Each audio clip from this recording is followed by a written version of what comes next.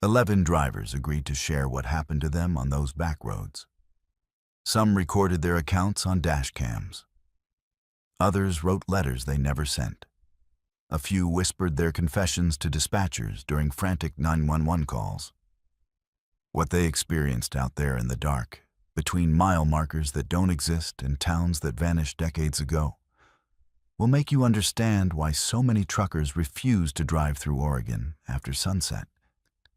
If you're ready to hear what's really out there on the loneliest highways in America, then you're in the right place. Subscribe to Verified Fears, because once you hear these accounts, you'll never look at an empty road the same way again. Hit that subscribe button and turn on notifications, because we're about to take you on 11 journeys into the darkness that waits between the white lines. Let's begin. He had been driving trucks for 30 years, and in that time, he had seen just about everything the road could throw at a man. Black ice that turned highways into skating rinks. Fog so thick you might as well be driving blind. Brake failures on mountain grades that made your stomach drop. He had handled all of it without breaking a sweat because he was a professional, and professionals did not panic.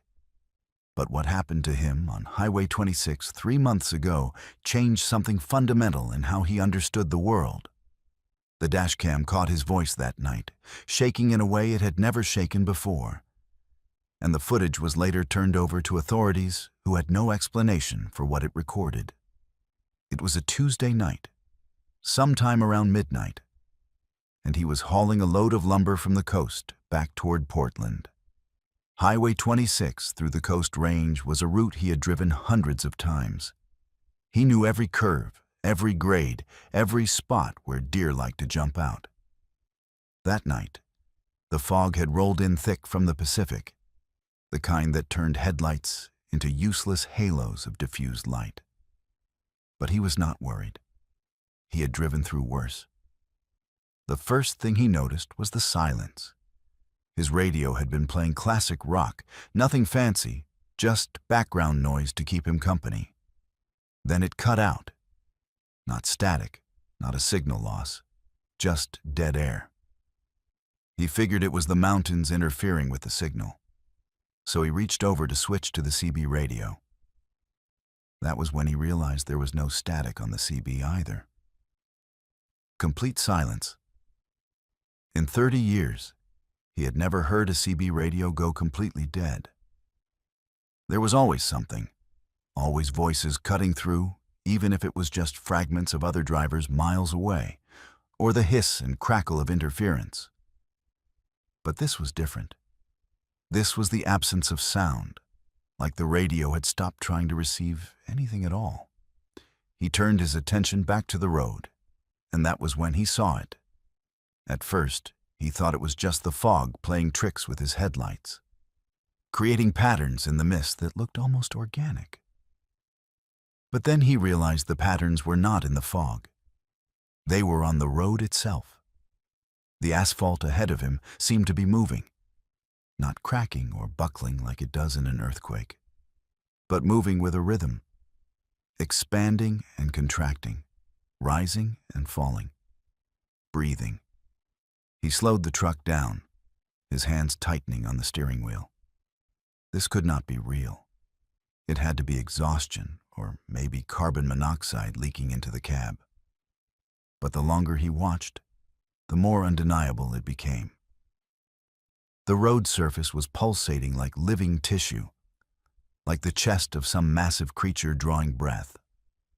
Each rise and fall was slow and deliberate, maybe 6 or 7 seconds between cycles. The white lines that marked the lanes seemed to flex with the movement, bending and straightening in ways that paint on asphalt should never bend. He brought the truck to a complete stop at engine, idling, and sat there staring at what lay ahead. The breathing continued, perfectly rhythmic, perfectly calm. It was not aggressive. It was not threatening. It just was. And somehow that made it worse. If something was attacking him, he could react. He could fight or flee. But this was simply existing, indifferent to his presence, following its own alien logic. He grabbed his flashlight from the door panel and stepped out of the cab.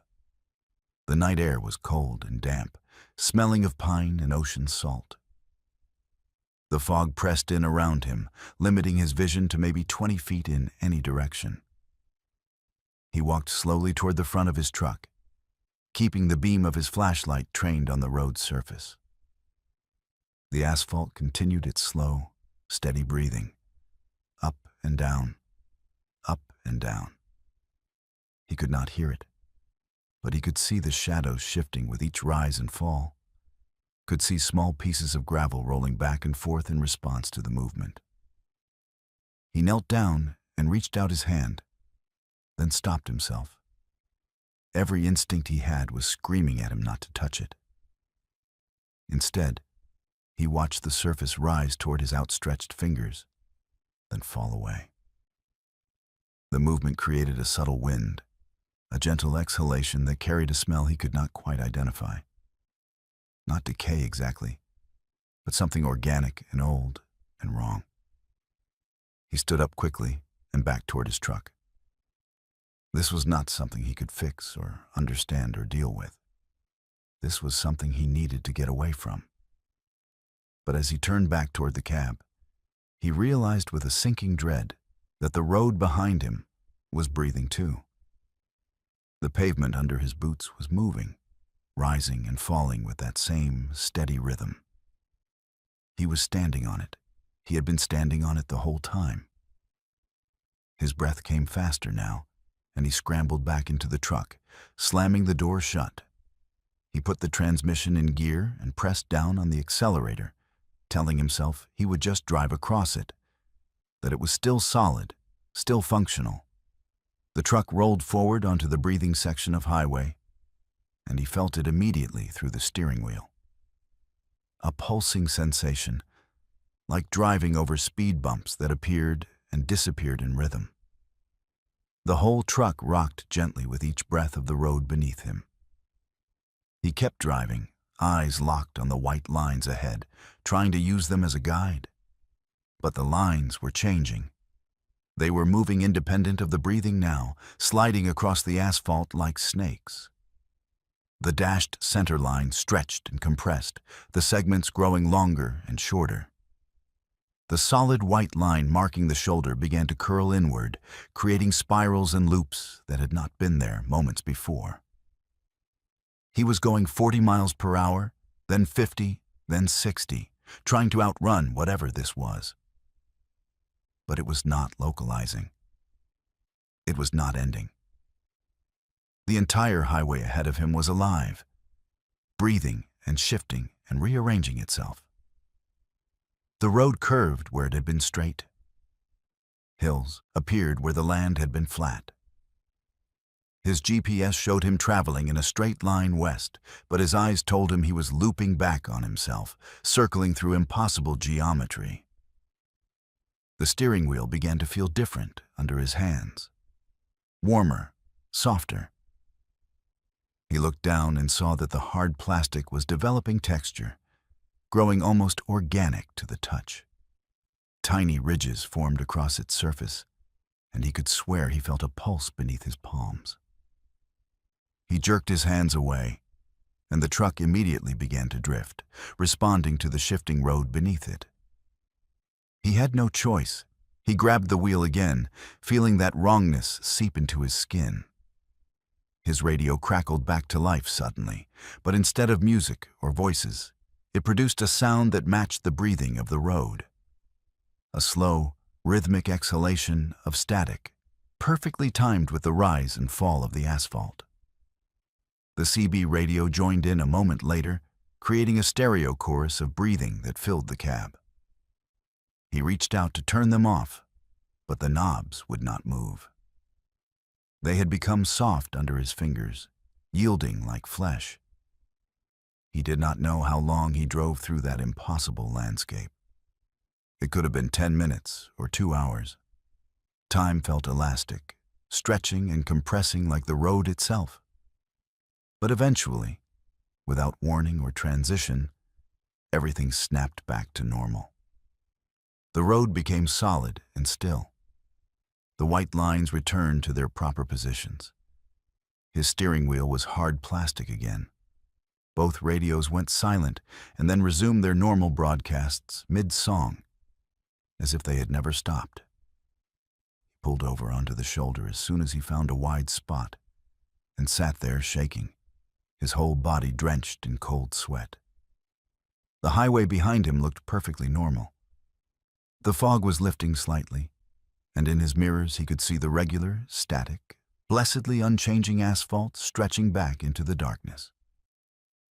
He checked his GPS. He was exactly where he should be, having covered the normal distance in the normal time. He drove straight home that night, abandoning his delivery schedule. He called in sick for a week. When he finally worked up the nerve to tell someone what had happened, they looked at him with concern and suggested he see a doctor. Get his medication checked. Take a break from the long hauls. Nobody believed him, because why would they? Roads do not breathe. Reality does not bend like that. But he went back to Highway 26 3 weeks later, in daylight this time, just to see. He parked in the same area where it had happened and walked along the shoulder for half a mile in both directions. The asphalt looked normal, cracked in places, patched in others, marked with the standard white and yellow lines. He knelt down and pressed his palm flat against it. Solid, cold, completely still. But just as he was standing up to leave, he felt it. Just once. Just for a second. The faintest suggestion of movement beneath his hand. A slow rise, a gentle fall, and then nothing. He pulled his hand back and stared at the road. It remained perfectly still. He waited for 5 minutes, watching, but it did not move again. He has not driven Highway 26 at night since then. He takes longer routes now, routes that add hours to his trips and cut into his profit margins. Other drivers ask him why, and he makes up excuses about wanting to see different scenery, about avoiding the fog. But the real reason sits in the back of his mind every time he looks at a map of Oregon. Some roads are more than pavement and painted lines. Some roads have their own rhythm, their own breath, their own unknowable purpose. And he wants no part of whatever breathes beneath Highway 26 when the fog rolls in and the world stops making sense. You check the doors 3 times before you pull out of the rest stop. Driver's side locked, passenger side locked, both back doors locked. It is a habit you developed after the divorce, this obsessive checking, this need to make sure nothing can get in uninvited. The truck rumbles to life beneath you, and you ease back onto Highway 138, heading east through the darkness toward Diamond Lake. The road is empty at this hour.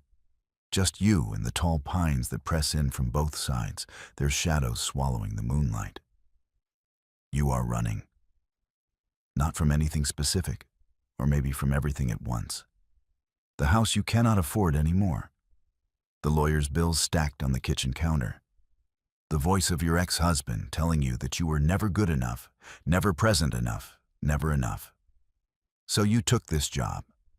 Long-haul trucking. Because the road does not ask questions, and the loneliness of the cab is somehow less suffocating than the loneliness of that empty house. The radio plays soft country music, and you let yourself zone out into the rhythm of the drive. The white lines tick past in your peripheral vision. Your hands rest easy on the wheel. Your mind drifts to mundane things like whether you remembered to pay the electric bill, whether your sister got your voicemail, whether you will ever feel like yourself again. That is when you notice the smell. It is subtle at first, just the faintest hint of cologne. Not yours. You do not wear cologne. You lean forward and sniff the air, wondering if maybe it is something from the rest stop, some stranger's scent that clung to your jacket. But it is getting stronger, filling the cab with a familiar sweetness that makes your stomach tighten with recognition. It is the cologne your father used to wear. The same brand, the same sharp citrus notes, mixed with something darker and woodsy. He has been dead for 7 years. You glance at the passenger seat and your hands jerk on the wheel hard enough to make the truck sway. There is someone sitting there. A woman, middle-aged, wearing clothes that look decades out of date. She's looking straight ahead through the windshield, her profile illuminated by the green glow of the dashboard lights. You know that face. You know that face because you have spent years trying to forget it. Doors were locked, you whisper, your voice cracking. The doors were locked. She turns to look at you, and when she speaks, her voice is exactly as you remember it, soft and sad and eternally disappointed. You never came to visit me, not once in the hospice. I called for you every day. It is your aunt, your mother's sister, the one who raised you for 3 years when your mother could not, the one who taught you to braid your hair and make pancakes and believe that someone could love you unconditionally, the one who died alone in a hospice while you were too busy with your own problems to make the 4-hour drive. You went to the funeral and you cried, but you never visited when it mattered, when she was still alive and calling your name. You are not real, you say, but your voice has no conviction in it. You can see her clearly now, every detail perfect. The mole on her left cheek, the way her hair curls at her temples, the gold wedding band she never took off even after her husband died. You are not real. I am tired. I am stressed. I am hallucinating.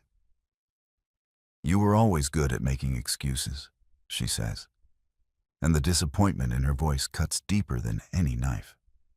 That is what your husband said, was it not? That you were always making excuses instead of being present? That you were always somewhere else in your head instead of with him? Your hands are shaking now, gripping the wheel so hard that your knuckles have gone white. How do you know that? How do you know what he said? She does not answer. Instead, her face begins to change. It is subtle at first, just a shifting of features, a blur of motion like an old photograph developing. The wrinkles smooth out. The gray hair darkens to brown. The features sharpen and harden, and suddenly you are looking at your ex-husband's face on your aunt's body. His expression cold and calculating in a way you remember too well. You were never enough, he says in his voice, the voice that used to keep you awake at night, picking apart your every failure in the darkness of your bedroom. Not smart enough, not pretty enough, not present enough. I wasted 10 years on you, and what did I get? A wife who was already gone before she left. You want to pull over. You want to stop the truck and get out and run into the trees and never look back. But your foot stays on the accelerator, your hands stay on the wheel, and the truck keeps rolling forward through the darkness because some part of you knows that stopping would be worse. That whatever this is, whatever is sitting in your passenger seat, it wants you to stop. It wants you alone and motionless in the dark. I tried, you say, and you hate how small your voice sounds. I tried to be what you needed. The face shifts again. Your ex-husband's features melt away like wax, reforming into someone new. This time, it is your mother, younger than you ever knew her, maybe 20 years old, with the same hollow eyes you inherited. You are just like me, she says, running away from everything, blaming everyone else. I ran too, you know. I ran from you. That is why your aunt had to take you. Because I could not stand to look at you and see my own failures reflected back. Stop it, you say, louder now, anger mixing with the fear. Stop it. You are not her. You are not any of them. No, the thing agrees. And now the face is shifting faster, cycling through people you know and people you have forgotten. Your first boyfriend who you ghosted after 2 dates because you were too afraid of intimacy. Your college roommate who you stopped talking to after graduation. Your sister who you keep meaning to call but never do. Every single person you have let down. Every relationship you have abandoned. Every connection you have severed out of fear or selfishness or simple neglect. The faces blur together, becoming a grotesque slideshow of your failures. And through it all, the voice keeps talking, reciting every cruel thing you have ever thought about yourself in the dark hours of the morning when sleep would not come. You are alone because you deserve to be alone. You push everyone away and then wonder why you are lonely. You take and never give back. You are your mother's daughter through and through. You will die alone just like your aunt did. And nobody will come to your bedside either because you never showed up for theirs. The highway has become endless, a black ribbon stretching into forever. And you realize with mounting dread that you have not seen a mile marker in ages. You have not seen another car. You have not seen anything except trees and darkness and the thing in your passenger seat that will not stop showing you your own face now. Your own features twisted into expressions of disgust and hatred and disappointment. What are you? You finally ask. Because the fear has gone beyond terror into something else, something numb and almost calm. The face stops shifting and settles into something that is not quite human. Features that are almost right, but wrong, in subtle ways that make your eyes hurt to look at directly. I am what rides with people like you, it says. People who are already alone in a crowd. People who have severed so many connections that they are barely tethered to the world anymore. I am the passenger you carry with you always. The voice in your head that tells you that you are not worth loving. I just made myself visible. You want to deny it. You want to scream that it is wrong, that you are worth something, that you matter. But the words stick in your throat because some part of you, some deep and honest part, knows that it is telling the truth. Not about being unworthy of love, but about the fact that you have been carrying this passenger for years. This voice, this constant companion of self-loathing and fear. You brought it with you into every relationship, every friendship, every moment of potential connection. You just never saw it sitting next to you before. The thing reaches out with hands that seem to have too many fingers, and it touches your shoulder. Its grip is cold and familiar, and somehow comforting in its awfulness. You do not have to stop at Diamond Lake, it whispers. You could just keep driving, forever. Just you and me and this empty road. You would not have to disappoint anyone else ever again. For a moment, you consider it. The thought of just driving into the darkness until the gas runs out, until the truck stops, until there is nothing left but silence and the passenger who has always been with you. It would be easier than facing another person, another relationship, another opportunity to fail. But then you see lights ahead. Just a few, scattered and warm, the beginning of a small town clinging to the edge of the highway. There are people there. Real people. People who might see you, might talk to you, might give you a chance to be something other than this hollow thing behind the wheel. You take your foot off the accelerator. The truck begins to slow, and the thing in the passenger seat hisses, its face cycling rapidly through every person you have ever hurt or abandoned or failed, trying to overwhelm you with guilt and shame and the certainty that you should just keep going, that you do not deserve to stop. that you do not deserve connection or community or comfort. But you pull into the parking lot of a small diner anyway. You put the truck in park, you turn off the engine, and when you look at the passenger seat, it is empty. Just cracked vinyl and the faint smell of citrus cologne fading into nothing. You sit there for a long time, hands still on the wheel, staring at that empty seat. You know it is not gone. Not really. That voice will be back, probably tomorrow, probably in an hour, probably the moment you are alone with your thoughts again. But right now, in this moment, you can see through the diner windows. You can see people sitting at the counter, drinking coffee, talking to each other, existing in the warm glow of fluorescent lights. They are not judging you. They do not know your failures. They are just people, and you are just a person. And maybe that is enough. You unlock the door. You step out of the truck. You walk toward the diner. And you do not look back at the passenger seat, because you know what you will see if you do. Some things are better left unseen, even when you know they are always there, riding shotgun through every mile of your life. The GPS showed the backroad connection between Highway 58 and Highway 242 as a thin gray line cutting through the Cascade Range. And he took it because the algorithm said it would save him 40 minutes. 40 minutes meant getting to the warehouse before it closed, meant getting paid on time, meant staying on schedule. He trusted the technology. He had 3 different navigation apps running simultaneously on his phone, mounted to the dashboard where he could see them all. The truck's built-in GPS, Google Maps, Waze. All 3 agreed this was the fastest route. And the data did not lie.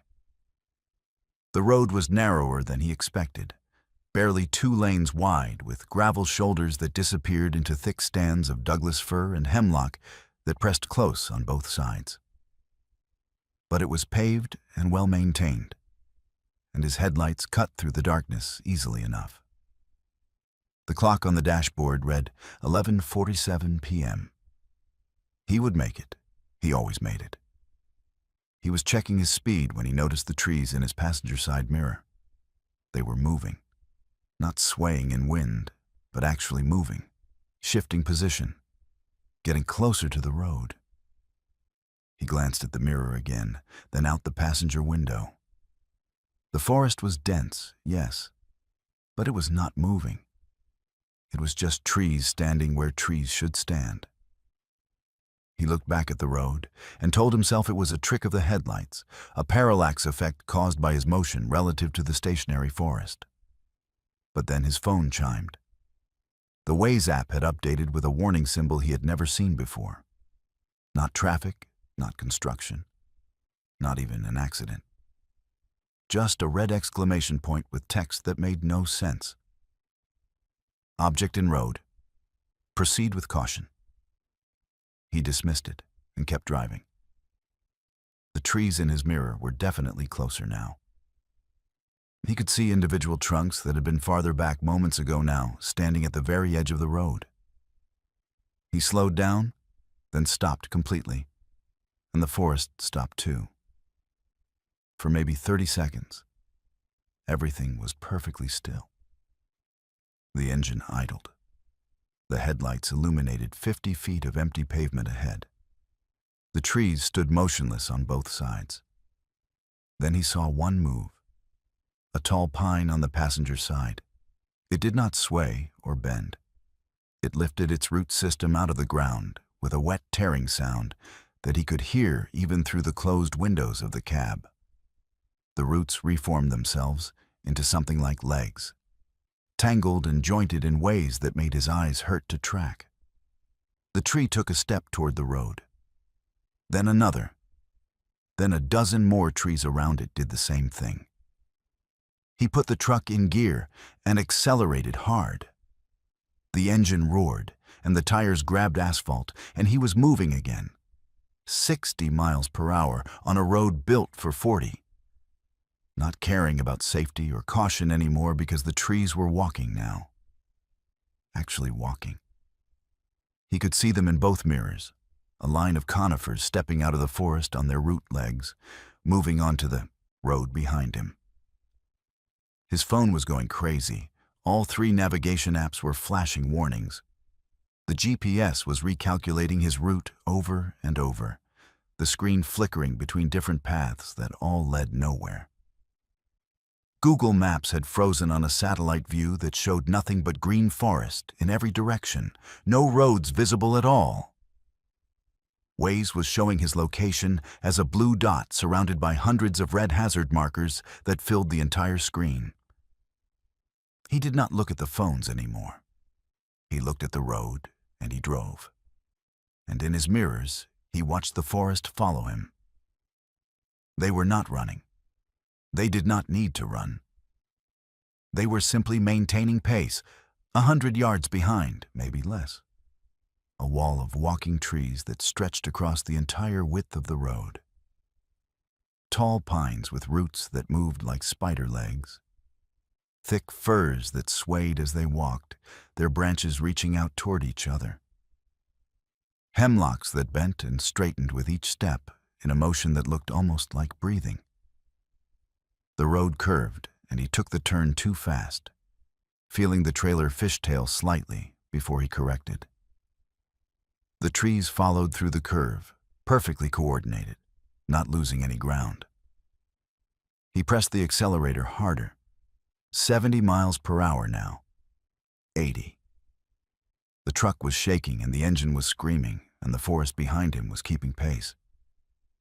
He tried his radio, CB first, clicking through channels, hearing nothing but static on every frequency until he reached channel 19 and heard something that froze his blood. It was not a voice. It was the sound of wind through branches, rhythmic and pulsing, matching the pace of the walking trees. He switched to FM and every station was broadcasting the same thing. Wind, branches, the sound of roots pulling free from soil. A tree appeared ahead of him, stepping out from the right side of the road. He swerved left and missed it by inches. Then another one emerged from the left and he swerved right. They were not just following anymore.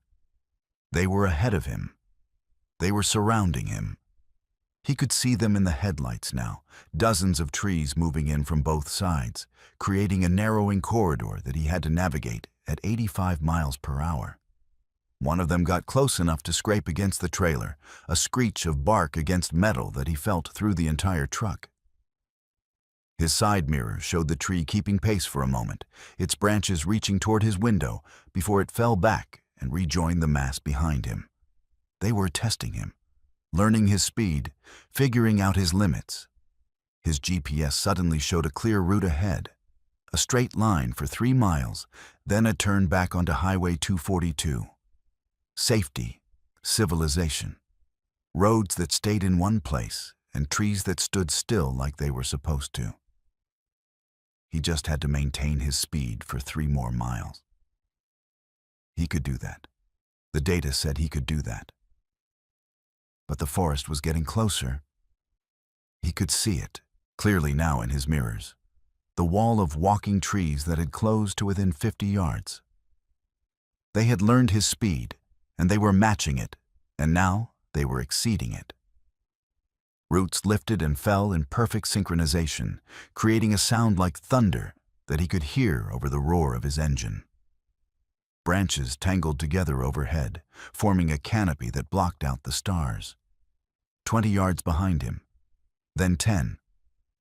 He could see individual pieces of bark, could count the number of trees in the front line. 30, 40. More emerging from the darkness behind them. An entire section of forest that had detached and was pursuing him with the focused intensity of a predator running down prey. His phone screens all showed the same thing now. No maps, no routes, just a simple message in plain text. You cannot outrun them.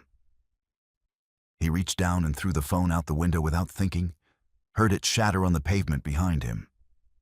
The GPS screen went dark. The radio cut out.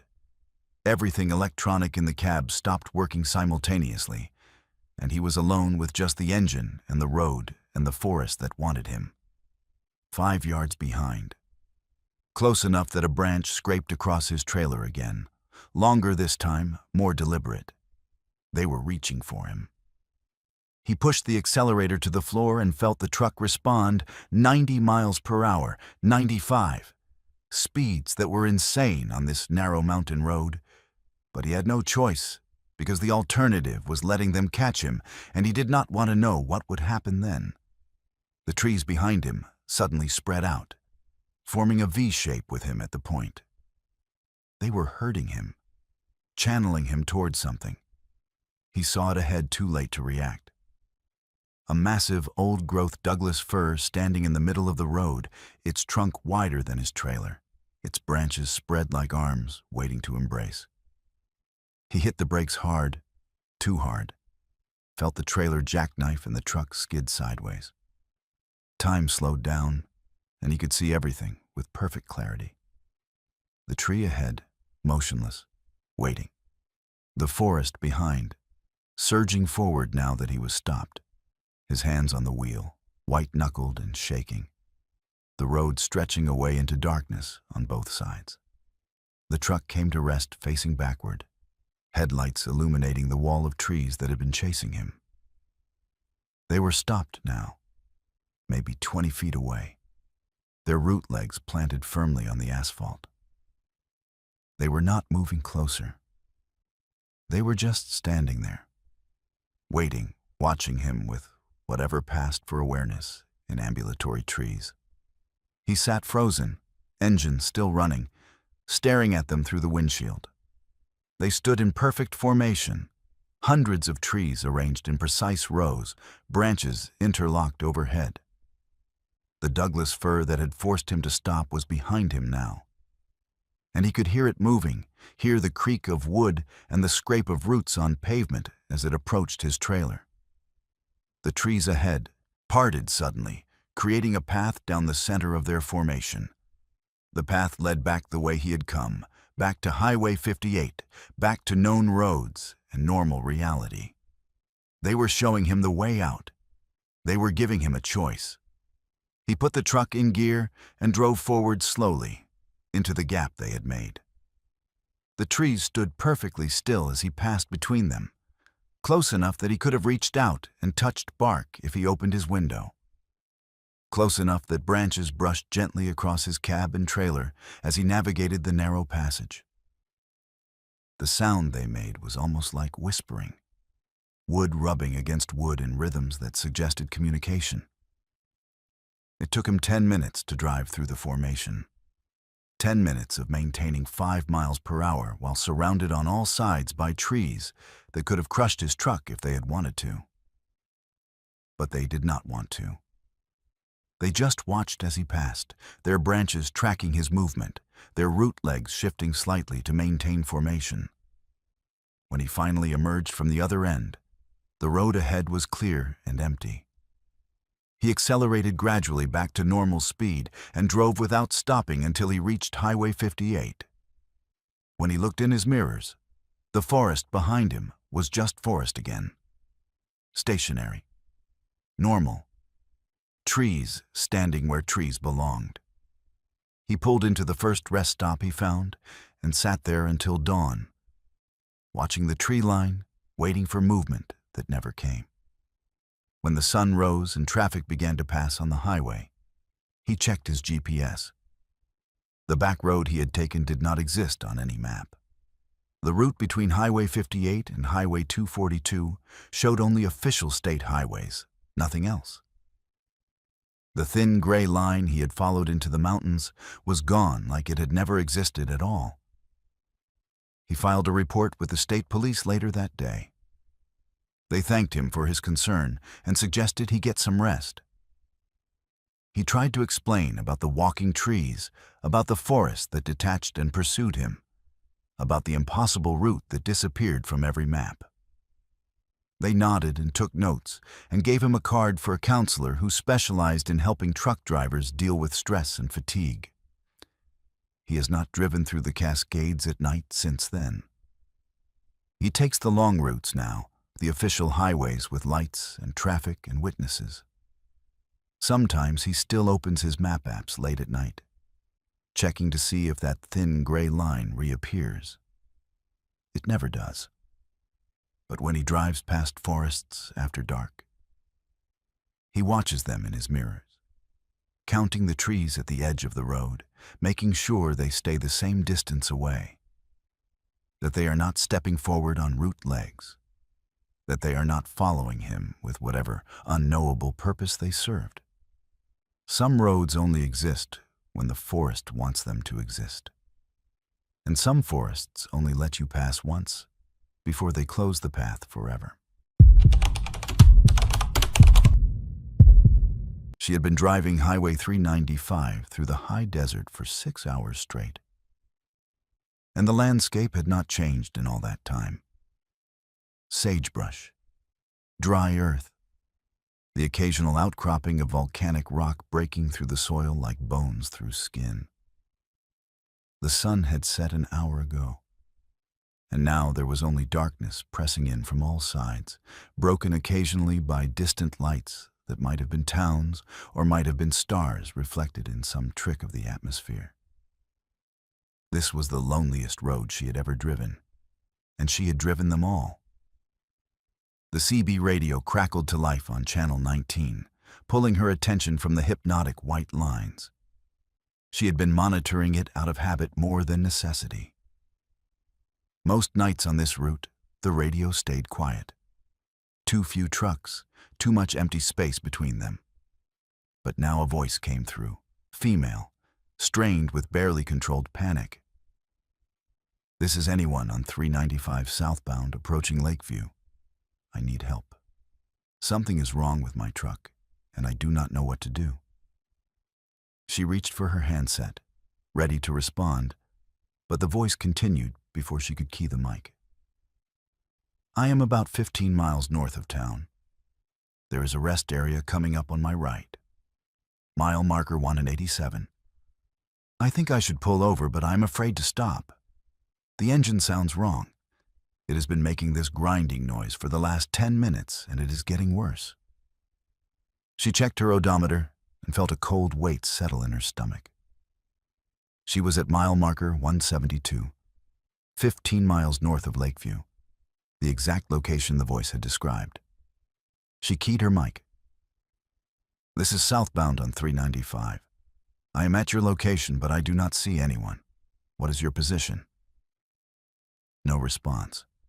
The CB crackled with static, and then the voice came back, still talking as if she had not heard the response at all.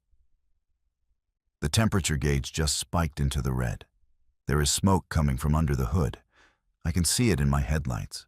I have to pull over. I have to stop." She looked at her own temperature gauge. Normal. No smoke. No grinding sounds. Her truck was running perfectly. But as she watched, the temperature needle began to climb. Slowly at first, then faster. Within 30 seconds, it had moved from the center of the dial to the red zone at the top. "No," she said aloud to herself, to the empty cab. "No, this is not happening." The voice on the radio continued, and now it was unmistakable. The accent, the slight rasp from years of smoking that she had quit 5 years ago but that still haunted her voice in recordings, the particular way certain words were pronounced. It was her voice. She was listening to herself on the CB radio, describing her situation from some impossible future that was approaching with the inevitability of mile markers ticking past. "I am pulling into the rest area now. The truck is shaking. Something is very wrong." The voice paused, and she could hear breathing, fast and shallow. "There are no other vehicles here. The rest area is empty. Just one light above the bathroom building, but it is flickering. I should call for help, but my phone has no signal out here." She grabbed her own phone from the cup holder. No signal. 4 bars had dropped to 0 in the span of seconds. Ahead, in her headlights, she saw the sign for a rest area. Mile marker 187, the exact place the voice had described. Her truck was shaking now. The grinding sound had started, a deep metallic scraping that came from somewhere in the engine compartment. Black smoke began seeping from under the hood, thin wisps at first, then thicker clouds that her headlights turned into ghostly shapes in the darkness ahead. She had a choice.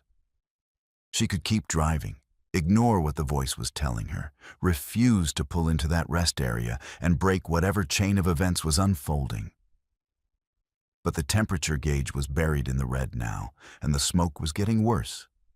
And if she did not stop soon, the engine would seize completely, and she would be stranded on the highway in the dark, with no phone signal and no help coming. The voice on the radio made the decision for her. I have pulled into the rest area. I am shutting off the engine. The smoke is everywhere. I cannot see anything outside the cab. I am going to wait for it to clear before I get out to check the damage. She found herself doing exactly what the voice described. Pulling into the rest area, shutting off the engine, watching smoke billow around her truck in thick black clouds that blotted out everything beyond her windows. She sat with her hands still on the wheel, listening to the radio, listening to herself describe what would happen next. The smoke is clearing. I can see the bathroom building now. The light is still flickering. I should check under the hood, but I do not want to get out.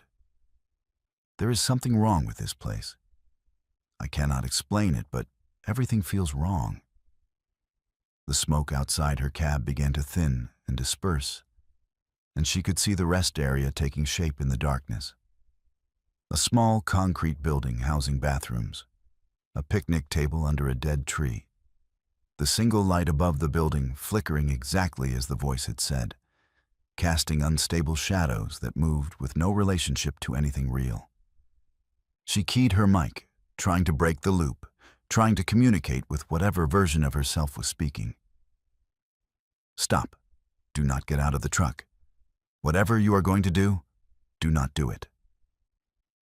But the voice continued without pause. I am getting out now.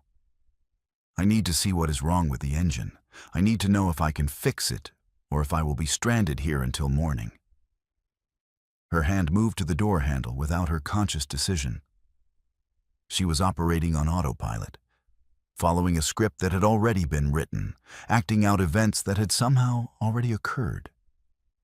She pulled the handle, and the door opened, and the night air rushed in, cold and dry and smelling of smoke and sagebrush. The hood is hot. I can feel the heat radiating off it. I am using my jacket to protect my hand while I release the latch. She was at the front of her truck now, doing exactly what the voice described, using her jacket, releasing the latch. Steam and smoke poured out when the hood lifted, and she waved it away, coughing, trying to see the engine beneath. The voice on the radio, her voice, was crying now. I can see the problem. The serpentine belt has shredded. Pieces of it are wrapped around the pulleys. But that is not what worries me. There is something else in the engine compartment. Something that should not be there. Something moving. She leaned closer, shining her phone's flashlight into the engine bay. The belt was destroyed, exactly as the voice had said.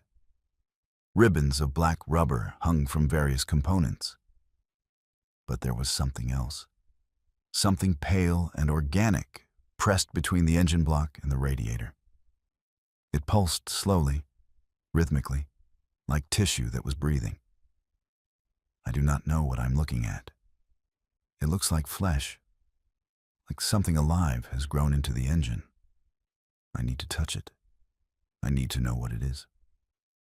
No, she said aloud, backing away from the truck.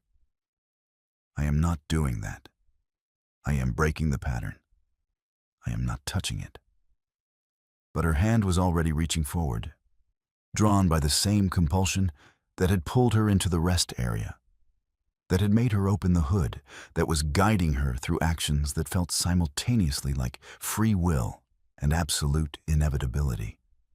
Her fingers made contact with the pale flesh, and it was warm and wet, and it contracted under her touch. The voice on the radio screamed, "It has me. It is pulling me in. My hand is stuck. I cannot pull away. It is so strong. Help me. Someone please help me." She felt it then. The flesh had wrapped around her wrist like fingers, tightening, pulling her hand deeper into the engine compartment.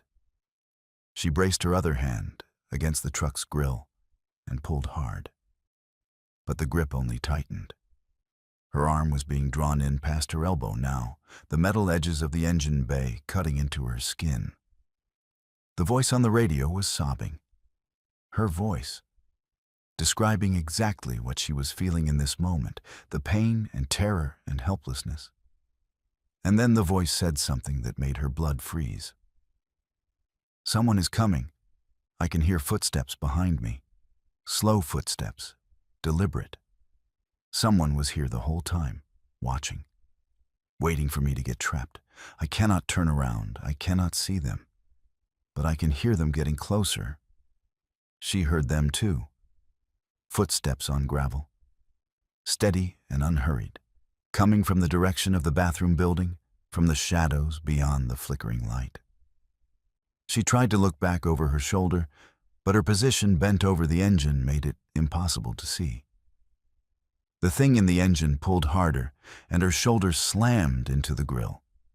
And she felt her arm being drawn in up to her bicep. They are right behind me now. I can feel them standing there, watching. I am going to turn my head. I am going to see who they are. She forced her head to turn despite the pain, despite the impossible angle. And she saw a figure standing 5 feet behind her. Tall, wearing clothes that were wrong somehow, outdated, rotting. The face was in shadow, but the posture was one of patient waiting. The figure had been standing there all along, she realized. Standing there when she pulled in. Standing there when she got out. Standing there invisible in the smoke and darkness until this precise moment when she was trapped and helpless. The voice on the radio spoke its final words. "They are reaching for me. I can see their hand now. The fingers are too long. I am sorry. I should have kept driving. I should have ignored everything and just kept..." The transmission cut off abruptly, replaced by static. And in the same instant, the figure behind her touched her back. The hand was cold. The fingers were indeed too long, wrapping around her torso with too many joints. The thing in the engine pulled with tremendous force, and her feet left the ground, and she was being drawn into the machinery, metal tearing flesh, bones breaking against hard edges. Her last coherent thought was that somewhere, somehow, another version of herself was driving this same stretch of highway. Maybe 10 minutes behind, maybe an hour. And that version was listening to her CB radio, listening to a voice describing engine trouble near mile marker 187, describing pulling into a rest area, describing everything that was about to happen. And that version would follow the same path because how could she not? How could anyone escape a future that announced itself with such terrible clarity? The figure's other hand clamped over her mouth, cutting off her scream. The thing in the engine pulled once more, final and irresistible. And the rest area fell silent except for the crackle of the CB radio in her abandoned truck, where her voice continued to broadcast, describing these same events to the next driver who would hear them 10 minutes from now, or an hour from now, or tomorrow night. The voice explaining in perfect detail what was about to happen. The voice that could be heard, but never heeded. The confession that was both warning and invitation to the same inescapable fate. The flickering light above the bathroom building went out completely. The smoke dispersed into the night. The rest area became just another empty space along the loneliest road in Oregon, waiting in darkness for the next truck to arrive, for the next driver to hear their own voice describing their own death with the precision of prophecy and the helplessness of history that has already been written. He should have reached the junction 20 minutes ago. The GPS said it was 12 miles from where he had turned onto Highway 126, and he had been driving at a steady 55 miles per hour, which meant he should have covered that distance easily. But the junction had not appeared. The highway just kept going, straight and empty, cutting through the Willamette Valley with fields on both sides that looked identical no matter how far he drove. He was not concerned at first. GPS systems made mistakes sometimes, especially on rural routes where updates lagged behind road changes. He would reach the junction eventually. He just needed to keep driving and stay alert for the signs. The dashboard clock read 2:17 a.m. He had plenty of time to make his delivery. Everything was fine. Mile marker 126 passed on his right. He had been watching the markers carefully for the last 10 minutes, using them to track his progress. The next one should be 127, then 128, and somewhere around 130 or 131 he would see the junction. Simple mathematics, simple navigation, nothing complicated. But when the next mile marker appeared in his headlights, it read 126 again. He slowed down and stared at it as he passed. Definitely a 126. The same number as the previous marker. That made no sense. Mile markers increased sequentially. That was their entire purpose. Maybe he had misread the first one. Maybe it had been 125 and this was 126, and his tired brain was playing tricks on him. He had been driving for 11 hours straight. Fatigue could cause mistakes like that. He checked his odometer. He had traveled exactly 1 mile since the last marker. The distance was correct, even if the number was not. He kept driving, watching for the next marker, determined to pay closer attention this time. Mile marker 126 appeared again. This time he stopped completely, pulling onto the shoulder and putting the truck in park. He sat there for a moment, hands on the wheel, trying to think through what was happening.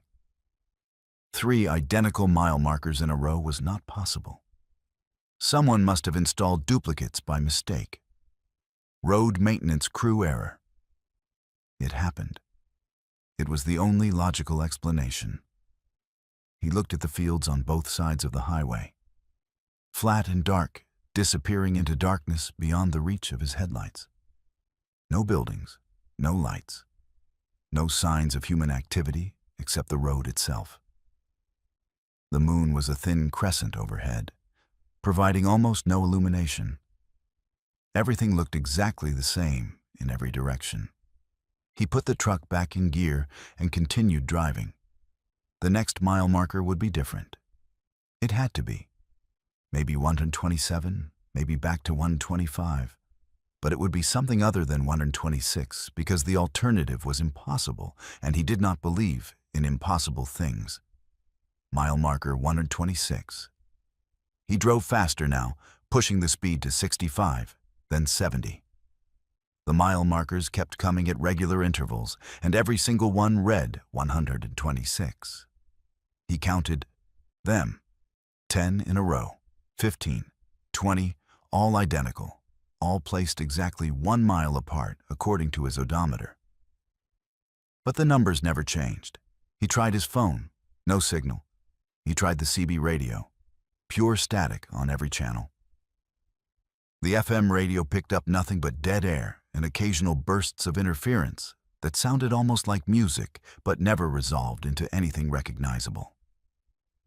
He was alone on this highway, with no way to communicate and no way to know if anyone else in the world even knew this road existed. After the 30th marker, he started noticing other things. Subtle things. The white center line was faded in one particular spot, about a quarter mile past each marker.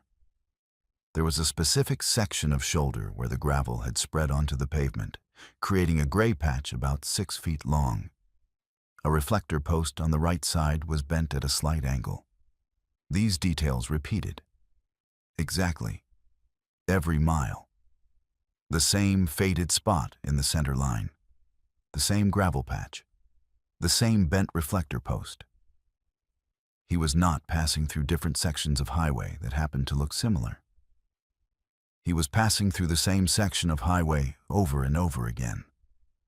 He was trapped in a loop measuring exactly 1 mile, and he had no idea how to escape it. He stopped the truck again and got out, standing on the shoulder in the cold night air. He walked to the mile marker and examined it closely. It was real. Solid metal on a wooden post, painted green with reflective white numbers. Official Department of Transportation equipment. Nothing strange or unusual about it, except the fact that it said 126, and he had seen 40 identical copies of it in the last 40 miles. He walked to the front of his truck and looked at the road ahead. It stretched straight into darkness, looking completely normal. Behind him, the road looked the same. To his left, the field. To his right, the field. No landmarks, no distinguishing features. Just road and empty land repeating infinitely in every direction. He got back in the truck and made a decision. He would drive the mile again, but this time he would pay attention to the exact moment when the loop reset. There had to be a seam somewhere, a point where the end became the beginning, where reality folded back on itself. If he could identify that point, maybe he could understand what was happening. Maybe he could find a way out. He drove slowly, methodically, watching everything. The faded center line appeared right on schedule. The gravel patch passed beneath his wheels. The bent reflector post flickered in his headlights. And then, about 3/4 of a mile from the marker, he felt it.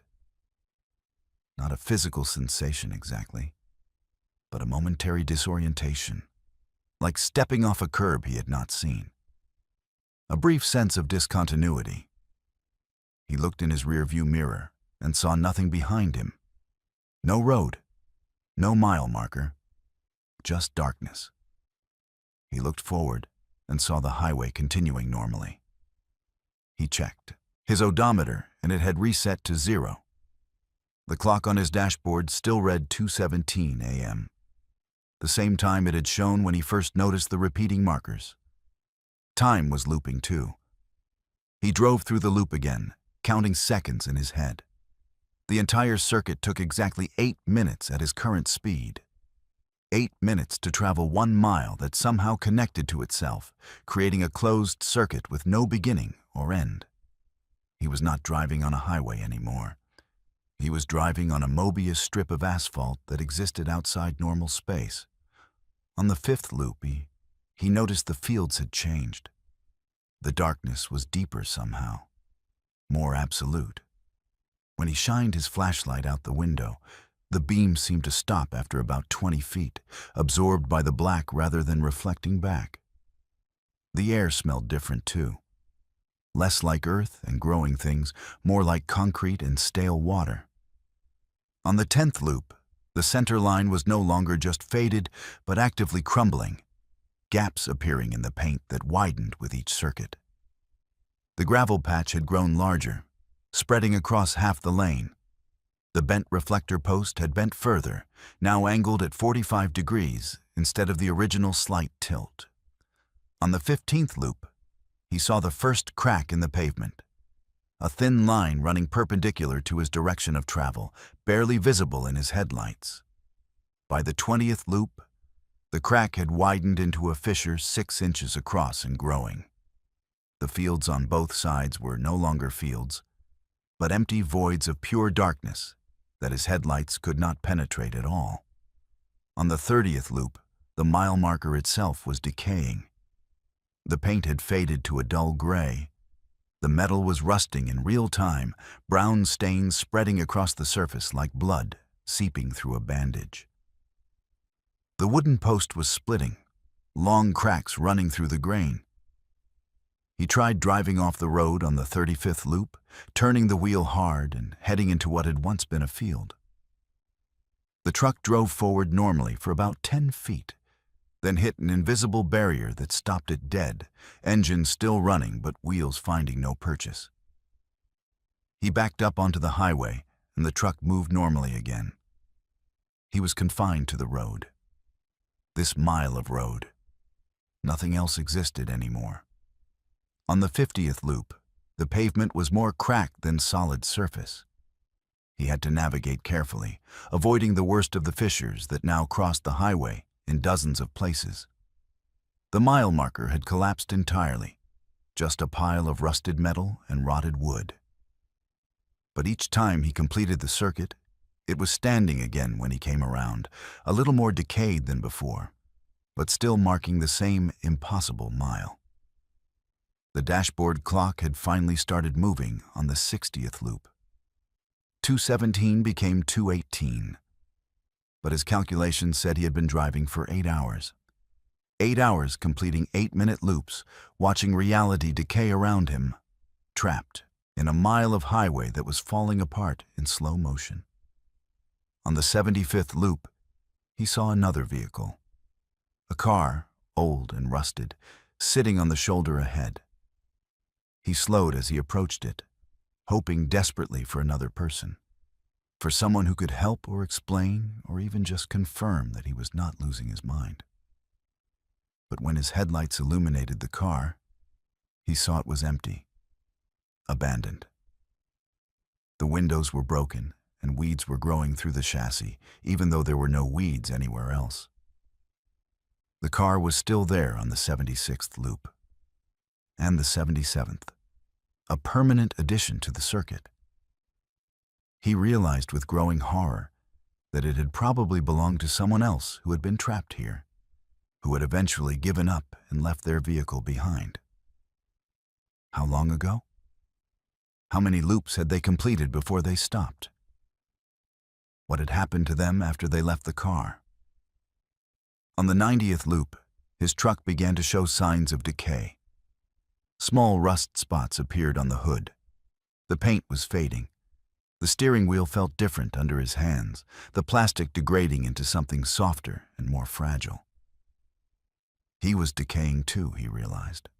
Not dying exactly, but wearing down, becoming part of the loop's slow entropy. He stopped counting after 100 loops.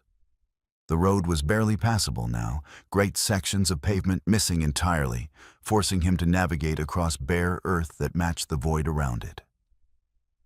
The mile marker was just a stain on the ground where it had dissolved.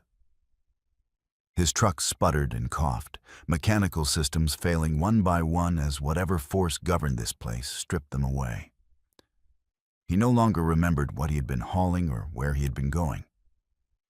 Those details belonged to a world that felt increasingly distant and unreal. The only reality was the loop, the 8 minutes, the slow decay, the eternal return to the same point on a road that led nowhere and everywhere simultaneously. His last coherent thought, before exhaustion and despair finally claimed him, was that the highway had not trapped him. He had never left it. He had been driving this same mile forever, and everything before it was just a dream he had told himself while the loop ran its endless course. The other roads, the other trucks, the destinations and deliveries and human connections were fictions invented by a mind that could not accept the truth. There was only Highway 126. There was only mile marker 126. There was only the loop and the decay, and the 8 minutes that never ended, world without end, asphalt and darkness forever. He kept the photograph taped to his dashboard where he could see it every time he glanced away from the road. His 2 daughters, ages 7 and 9, smiling at the camera with gap-toothed grins and messy hair. The photo was 3 years old now, taken before he had started driving long-haul routes, back when he had been home every night for dinner and bedtime stories. But the routes paid better. and his family needed the money.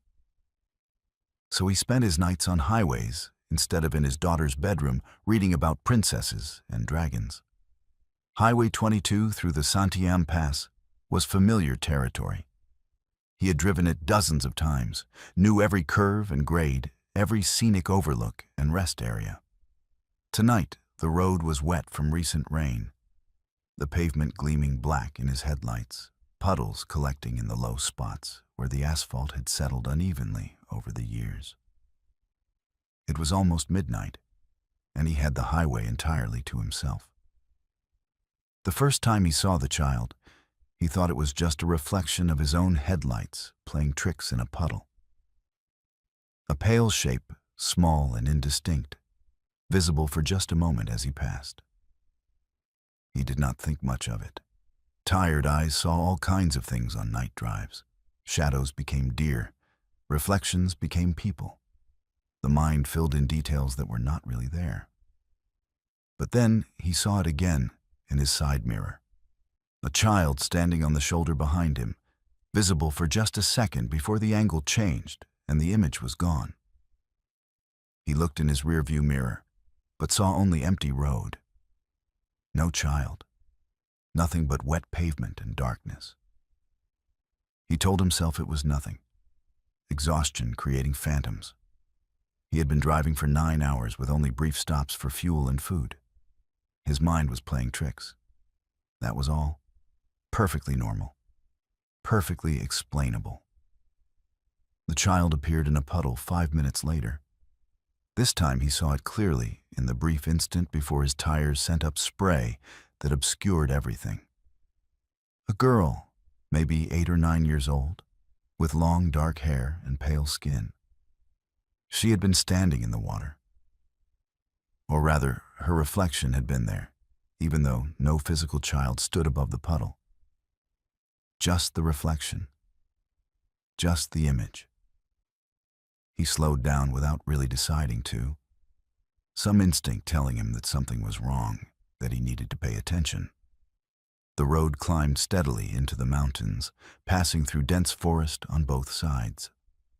Detroit Lake was somewhere off to his left, invisible in the darkness, but present in the way the air smelled of water and pine. His passenger window caught a reflection from his dome light, and the child was there. Standing outside the truck, keeping pace with his speed, running alongside him through the forest.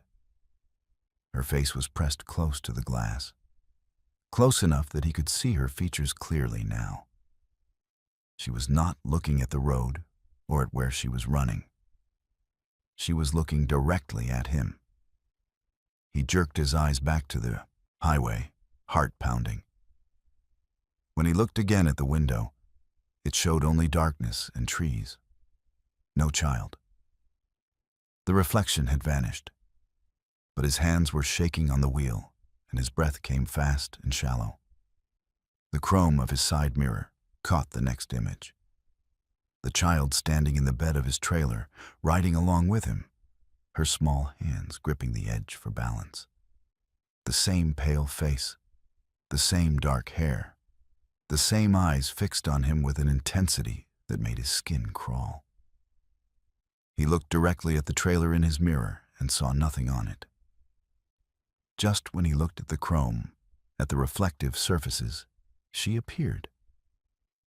He thought about his own daughters and felt a stab of protective fear that made no sense. This child was not his children. This child was not even real. She was a trick of light and reflection, a product of fatigue and darkness and too many hours alone on empty roads. She could not hurt him. She could not hurt anyone. She was not there. But she kept appearing. In every reflective surface, every puddle, every window, every piece of chrome and polished metal. She was getting closer each time. At first, she'd been distant, standing on the shoulder or visible only as a blur in passing water. Now she was right next to the truck, sometimes touching it, her pale hands leaving no prints on the wet metal, but visible nevertheless in the reflected images. He tried turning on the interior lights, to eliminate the reflections in his windows. But the light only made it worse. Now he could see her in the windshield too, superimposed over the road ahead, walking backward in front of the truck, facing him, never breaking eye contact. She was mouthing something, words he could not hear, a message he could not read. His phone screen caught her image when he glanced at his GPS. She was in the truck now, sitting in the passenger seat that he knew was empty, her small body perched where no physical form existed. The phone showed her clearly, a perfect reflection of something that was not there. When he looked at the actual seat, he saw nothing. When he looked at any reflective surface, she was there. He pulled over at a rest area near Detroit Lake, needing to stop, needing to think, needing to understand what was happening. The parking lot was empty, lit by a single flickering light that created more shadows than illumination. He sat in the cab with the engine running, staring at the photograph of his daughters, trying to ground himself in something real and solid and known. The child appeared in the photo, standing behind his daughters in an image he had looked at 1,000 times. She had not been there before. He knew every detail of that photograph, had memorized his daughter's expressions and the background and the way the sunlight caught their hair. The pale child with dark hair had not been in the photo. But she was there now, standing behind his girls, her hands on their shoulders, her face solemn and sad. He grabbed the photo and flipped it over, hands shaking so badly he almost dropped it. When he turned it back, the child was still there.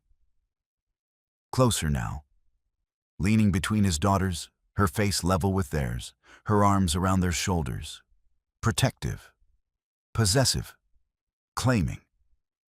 He threw the photo down and looked up, and she was everywhere. In his rearview mirror, sitting in the back of the cab, in his side mirrors, standing outside both doors, in the windshield, pressed against the glass from the outside, her breath fogging it, even though she was not physically there. In every reflective surface simultaneously, surrounding him, closing in, getting closer with each appearance. He got out of the truck without thinking, driven by panic and the need to escape. The night air was cold and damp, and he could hear the lake lapping against the shore somewhere in the darkness. He looked at the truck's polished paint and saw her reflection in every panel. Multiple versions of the same child, all watching him from different angles, all moving independently, but all focused on him with the same unwavering attention.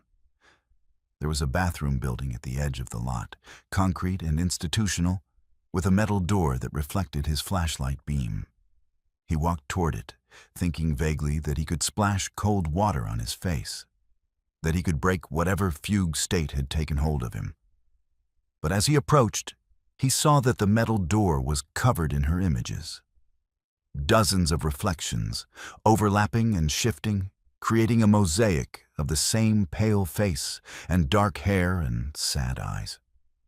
He backed away and turned to his truck, and she was standing between him and it.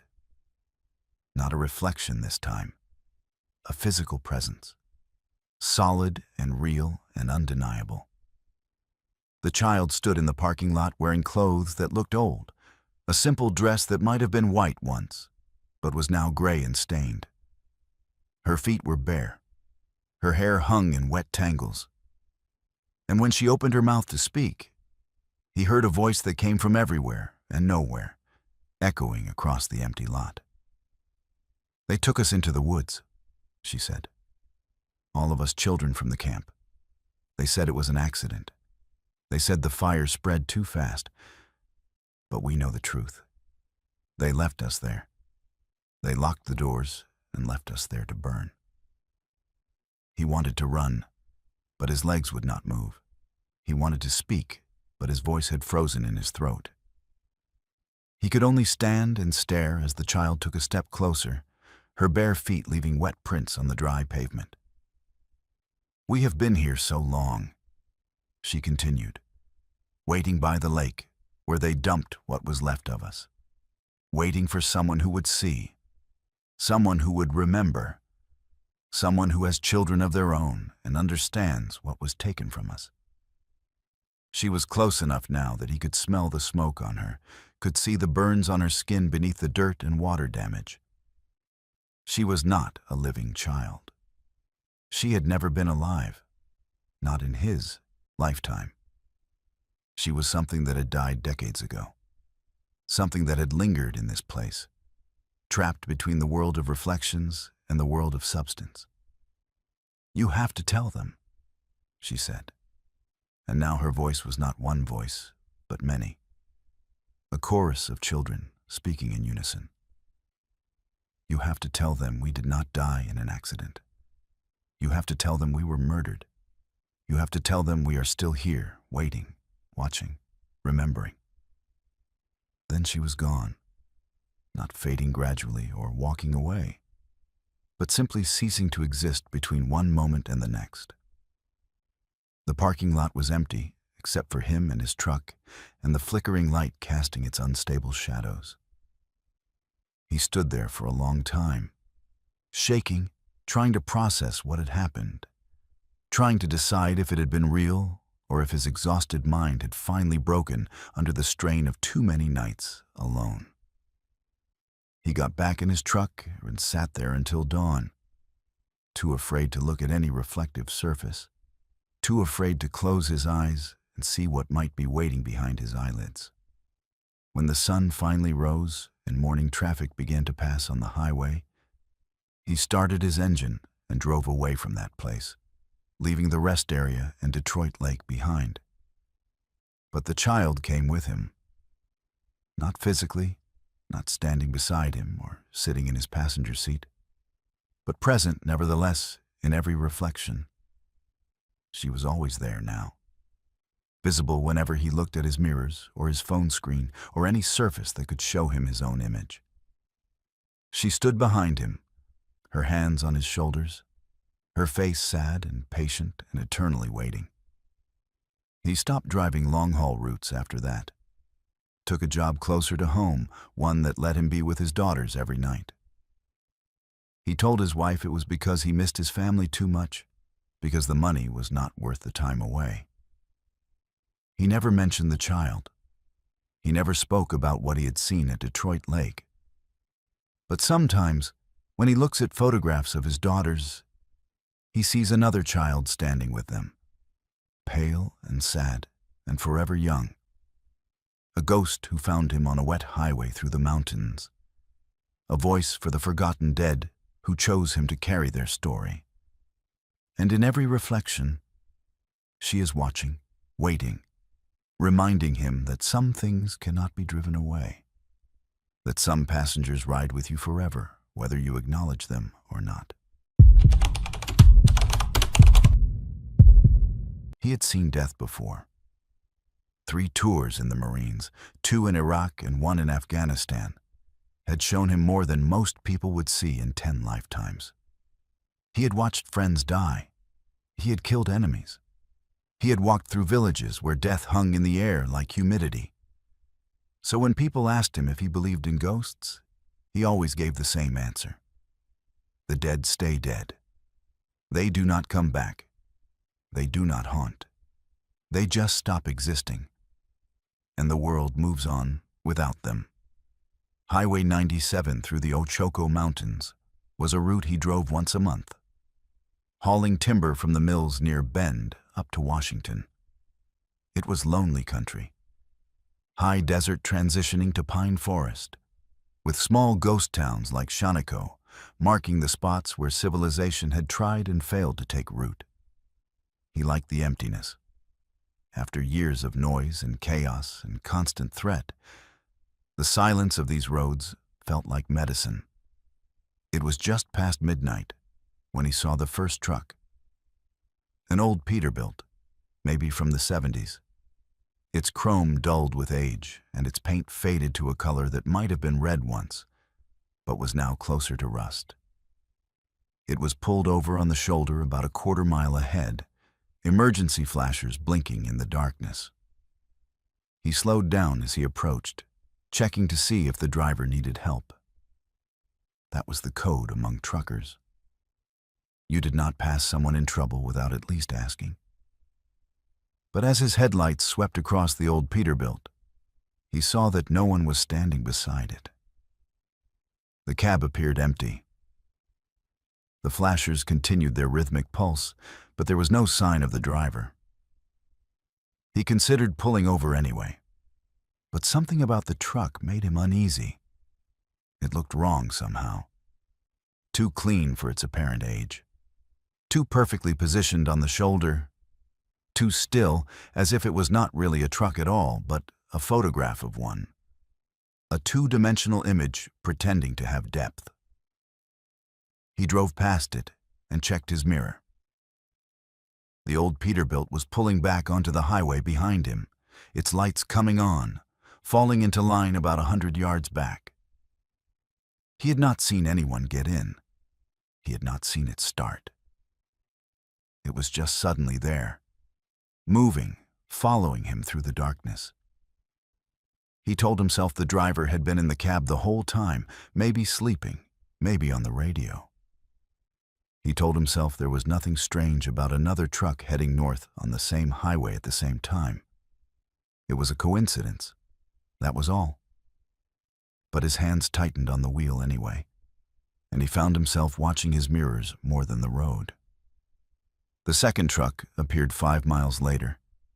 A Kenworth, older than the Peterbilt, its design suggesting the 60s, or maybe even the 50s. It was parked at an overlook, facing the highway, its headlights dark. As he passed, the headlights came on. The truck pulled out behind him, falling into line behind the Peterbilt. 2 trucks now, both old, both empty, both following him with a precision that felt deliberate. The third truck was a Mack, ancient and boxy, the kind his grandfather might have driven. It joined the convoy from a side road he had not even noticed, appearing out of the darkness like it had materialized from nothing. 3 trucks in a line behind him, maintaining perfect spacing, their headlights creating a procession that stretched back into the night.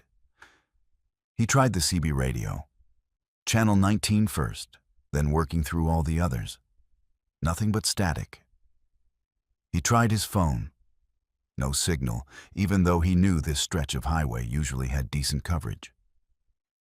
He was alone except for the trucks behind him, the trucks that kept multiplying, that kept adding to their number with each passing mile.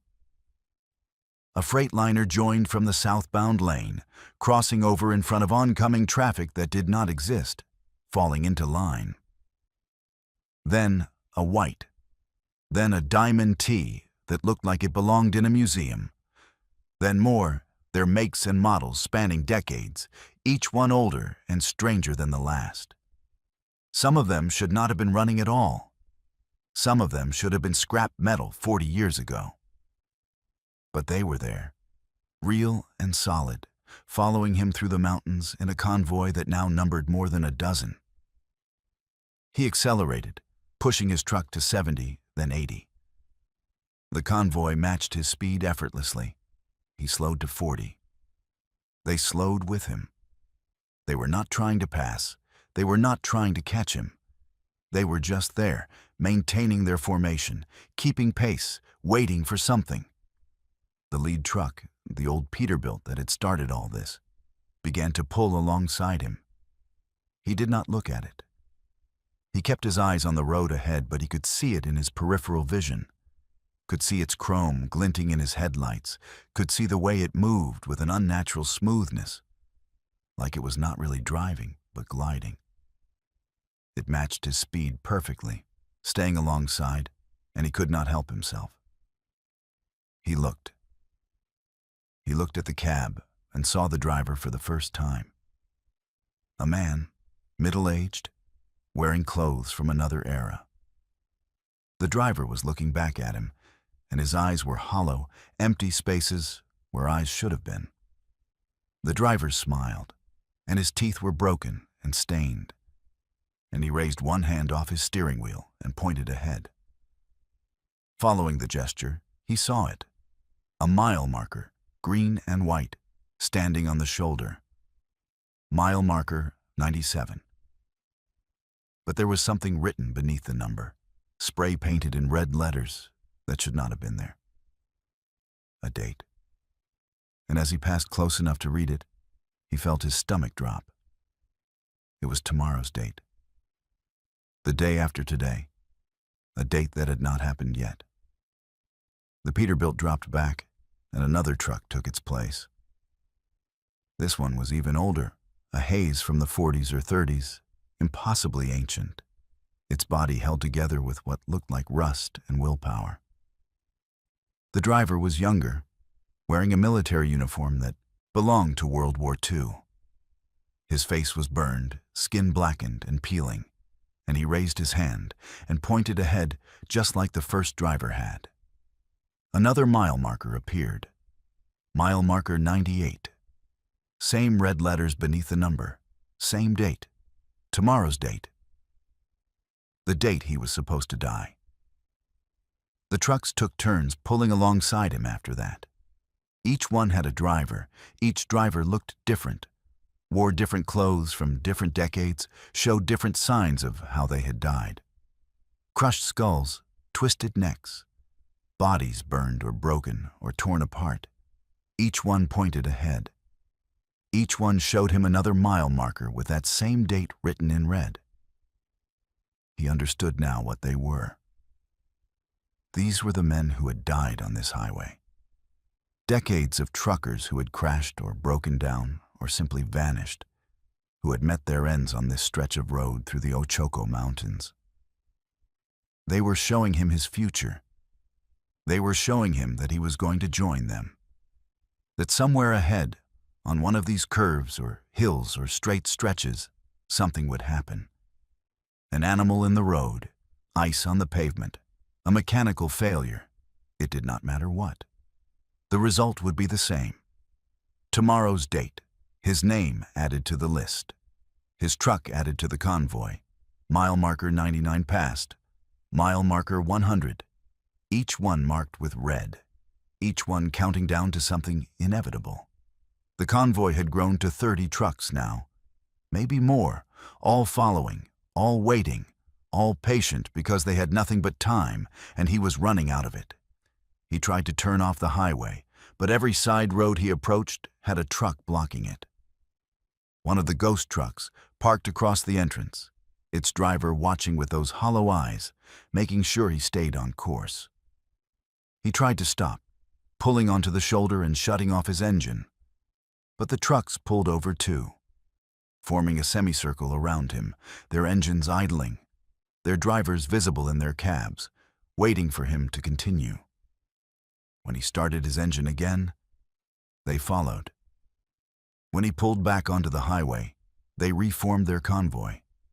Mile markers 105, the date in red.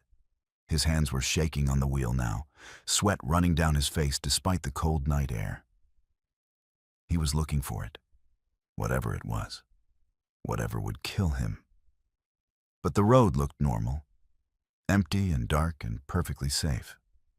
There was no danger visible, no obvious threat.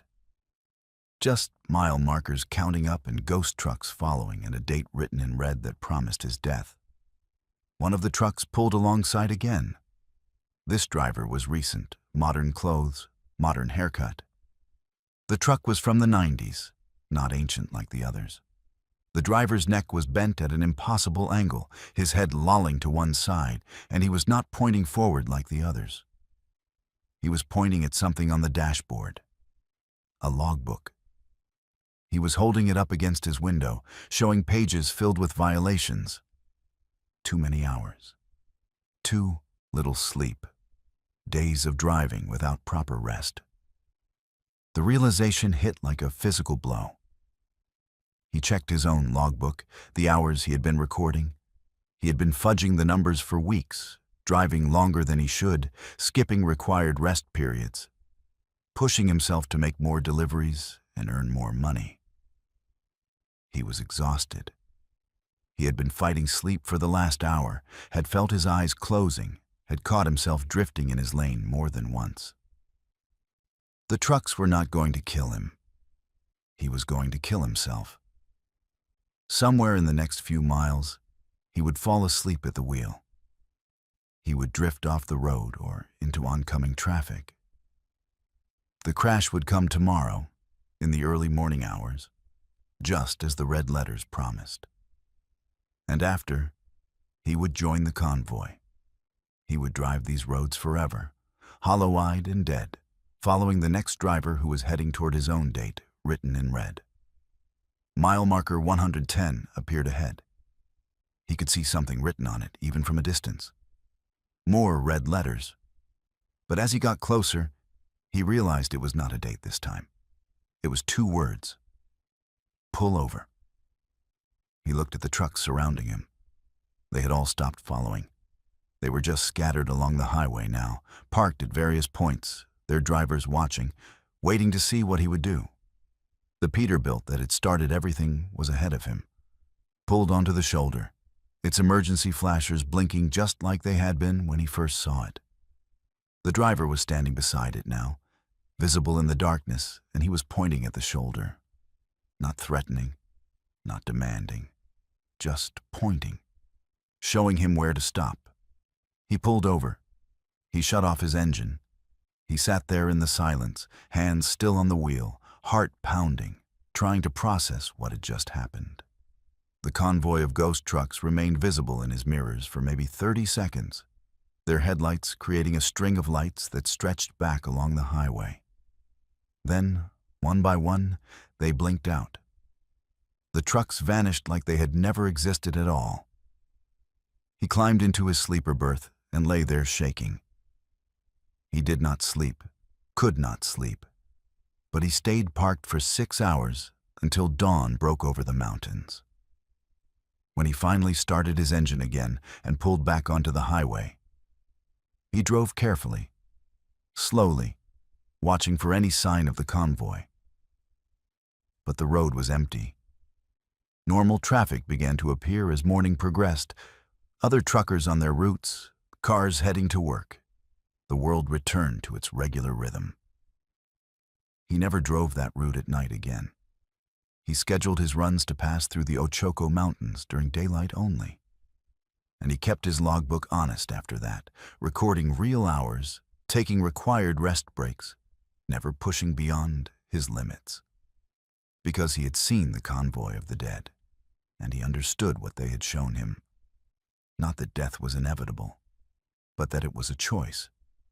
The date written, in red, had not been a prophecy. It had been a warning, a chance to change his path before it was too late. The dead do not always come back to haunt. Sometimes they come back to save. You need this bonus. That is the thought that keeps running through your mind as you pull out of the warehouse at Santiam Junction, your trailer loaded and sealed. The paperwork promising an extra $2,000 if you make the delivery to Sisters before dawn. $2,000 means rent paid on time. $2,000 means your daughter gets the winter coat she needs. $2,000 means you can stop choosing between groceries and gas. So when the dispatcher tells you the load is sealed and you cannot open it under any circumstances, you sign the papers without asking questions. Highway 20 through the Cascade Wilderness is empty at this hour, just past 1 in the morning, and you settle into the familiar rhythm of the drive. The road climbs steadily into the mountains, pine trees pressing close on both sides, their branches creating tunnels of darkness that your headlights struggle to penetrate. You have driven this route 100 times. You know every curve and grade. This should be easy money. The first indication that something is wrong comes 10 miles into the drive. The truck feels heavier. Not dramatically, just enough that you notice the engine working a little harder on the inclines, the brakes responding a fraction slower when you need them. You check your mirrors. The trailer looks normal, sealed, unchanged. You tell yourself it is just the grade, just the mountain road requiring more power. Nothing unusual, nothing to worry about. But 5 miles later, the heaviness has increased. You can feel it now in the way the steering responds, the way the whole rig handles differently, like you are hauling significantly more weight than when you started. You glance at the paperwork clipped to your visor. Manifest says 40,000 pounds. Your truck is rated for 80,000. You should have plenty of capacity. But something feels wrong. You activate your Bluetooth headset, a habit you developed months ago, recording audio notes during long drives to help you stay alert. Your voice sounds tight when you speak. Mile marker 15, 1:23 a.m. Something is off with the load. Truck is handling heavy. Going to monitor the situation. The road narrows as you climb higher into the mountains, and you notice another change. The trailer is pulling differently now. The weight distribution shifted somehow. It feels like whatever is back there has moved or grown or multiplied. That last thought makes no sense, so you push it away and focus on driving. The bonus. Think about the bonus. Think about your daughter's face when you can afford to get her that coat. Mile marker 20 appears in your headlights, and the truck groans as you take a curve. The sound is metal under stress, bolts and welds protesting weight they were not designed to carry. You check the side mirrors again, and this time you see it. The trailer is sitting lower on its axles, noticeably lower, like the suspension is compressing under increasing load. Mile marker 20, 1:35 a.m. Trailer suspension is compressed. Whatever is back there, it is getting heavier. This does not make sense. Nothing just gains weight. Physics does not work that way. Your voice is shaking now, and you can hear the fear creeping in. You consider pulling over to check the load, but the paperwork was explicit. Sealed trailer. Do not open under any circumstances. And more practically, you are in the middle of wilderness. No cell signal, no other traffic. If you stop and something is wrong, you will be alone with it in the dark. Better to keep moving. Better to get to Sisters where there are people and lights and help if you need it. At mile marker 25, you hear the first sound from the trailer. It is faint, barely audible over the engine and road noise, but unmistakable once you notice it. A wet sound. Organic. Like something living and moving and fluid. Your hands tighten on the wheel and your breath comes faster. Did you hear that? Please tell me that was the road. Please tell me that was anything except what it sounded like. You are talking to the recorder now. Talking to yourself. Talking to anyone who might listen to this later. The sound comes again, louder this time. Wet and rhythmic, like breathing. Like something massive inhaling and exhaling in the darkness behind you. The truck is struggling now. You have your foot pressed hard on the accelerator, but your speed keeps dropping. 35 miles per hour on a straight section where you should be doing 55. The engine is screaming, and the transmission is hunting for gears, and the whole rig is shaking with effort. You hit a weigh station scale at mile marker 30, one of those portable ones they set up randomly to catch overweight trucks. The digital display flashes as you roll across it, and what you see makes your stomach drop. 78,000 pounds. You started at 40,000. In 30 miles, the load has gained 38,000 pounds. The scale says 78,000. That is impossible. Nothing gains weight like that. Nothing except... You cannot finish the thought because finishing it means accepting something your rational mind refuses to believe. Something in that trailer is growing, multiplying, becoming more of itself with every mile you drive. The wet sounds are constant now, and they are not alone anymore. You hear other noises, scraping, shifting, the sound of organic matter pressing against metal. The trailer walls are creaking, flexing outward under pressure from inside. Whatever is back there is running out of room. I need to stop. I need to open the trailer and see what I am hauling. I do not care about the bonus anymore. This is not worth it. But even as you say it, you know you cannot stop. Not here. Not in this wilderness where the trees press close and the darkness is absolute.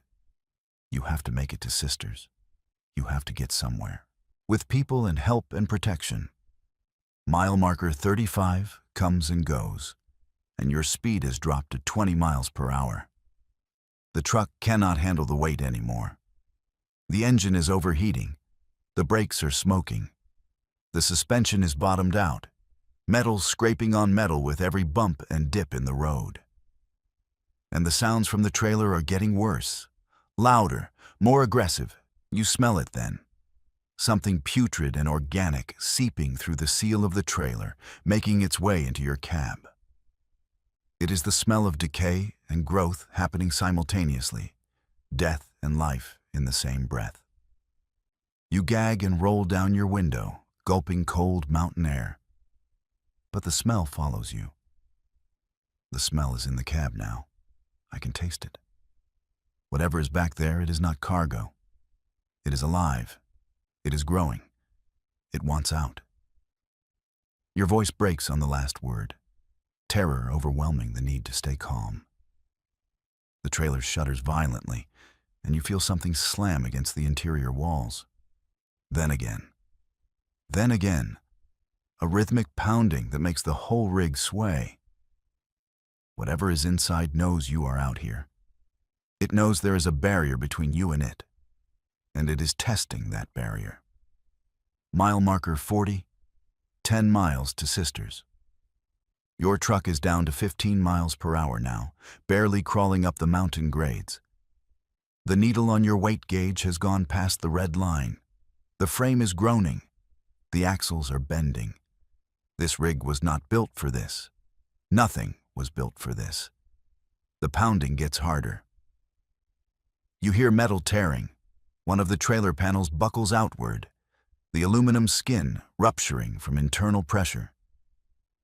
Through your mirror, you see something pale and wet pressing through the tear. Something that glistens in your taillights.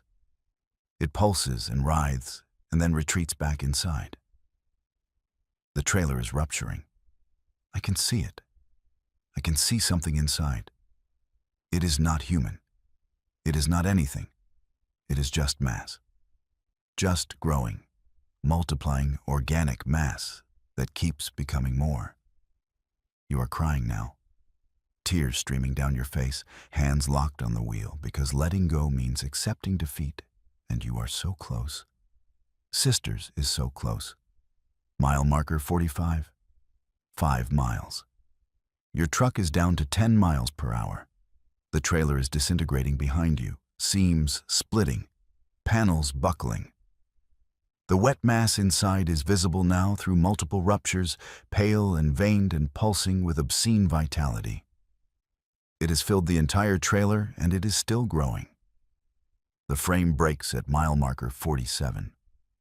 You feel it snap, feel the trailer collapse and drag, feel the rig jackknife as physics finally overcomes structure. You are sliding now, brakes locked, tires screaming, the trailer cartwheeling behind you in slow motion. The truck comes to rest on its side, and you are hanging in your harness, suspended above the passenger side, your head spinning and your vision blurred. You can hear the trailer behind you, the metal groaning and splitting. You can hear the wet mass inside expanding, freed from constraint, growing exponentially now that the container has failed. You fumble with your harness release, your fingers clumsy with panic and shock. The wet sounds are everywhere now, surrounding you. You look back through your sleeper and see it pressing against your rear window. The mass, pale and translucent and filled with dark veins that pulse like arteries. It is trying to reach you through the glass.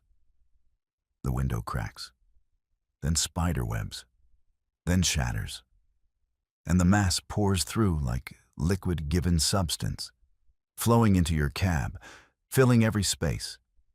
And you are screaming, but there is nowhere to go because you are still trapped in your harness hanging above the ground. Help me. Someone help me. It is in the cab. It is touching me. It is so cold. It is so wet. I can feel it on my skin. I can feel it.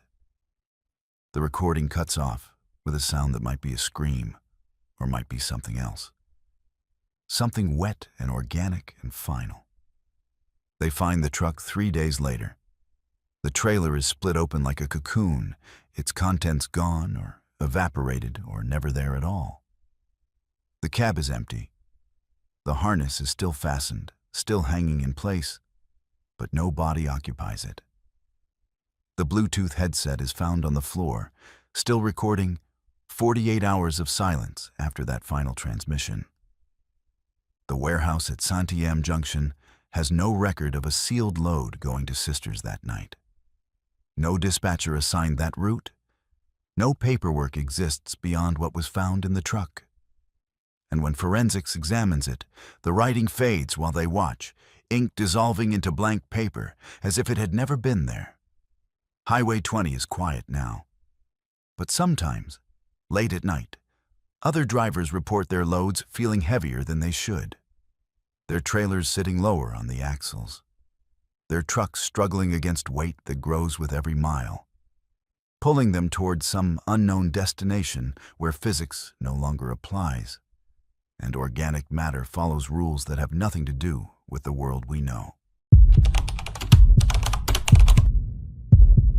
He had been driving Highway 140 through eastern Oregon's high desert for 12 hours when the fuel gauge dropped below a quarter tank. The landscape around him was nothing but sagebrush and volcanic rock stretching to distant mountains. The kind of emptiness that made you feel like the last person on Earth. The nearest town was 60 miles back, and according to his GPS, the next one was 90 miles ahead. He needed fuel, and he needed it soon. That was when he saw the lights. Off to the right, maybe half a mile from the highway, a glow in the darkness that could only mean civilization. As he got closer, he saw the sign. Desert Star Truck Stop. Fuel, food, lodging. The lettering was vintage, the kind of neon script they stopped using in the 80s. But it was lit up and welcoming and exactly what he needed. He took the exit ramp, which was unmarked on his GPS, and followed a paved road toward the lights. The truck stop materialized out of the darkness like something from a postcard. A classic building with big windows and chrome trim. Half a dozen trucks parked in neat rows. Fuel pumps that looked old but functional. Everything was clean and well-maintained, glowing under halogen lights that pushed back the desert night. He pulled up to a pump and shut off his engine. The silence that followed felt wrong somehow. Too complete. He could not hear the other trucks idling. Could not hear generators or refrigeration units or any of the background noise that always filled truck stops. But the lights were on, and he could see people moving inside the building. So he grabbed his wallet and stepped out of his cab. The air smelled like diesel and coffee and French fries, all the normal truck stop smells. But underneath, there was something else. Something faint and chemical that he could not quite identify. He walked to the pump and tried to activate it with his card. The reader did not respond. No lights, no display, just dead plastic and metal. He looked toward the building and saw a man standing in the doorway, waving him in. The man wore a uniform shirt with a patch that said, Desert Star, and a name tag he could not read from this distance. The man smiled and gestured for him to come inside to pay. Standard procedure for old-fashioned places. Nothing unusual about that. The door chimed when he pushed it open, and the warmth inside was immediate and overwhelming. The building was heated to an uncomfortable degree, and he could see other truckers sitting at tables in a small diner area, eating food that steamed in the fluorescent lights. A woman stood behind a register, middle-aged with her hair in a style he had not seen in decades. She smiled at him with teeth that were too white and too perfect. "Welcome to Desert Star," she said, her voice bright and pleasant. "You need fuel?" "Pump 6, he said, pulling out his credit card. "Fill it up."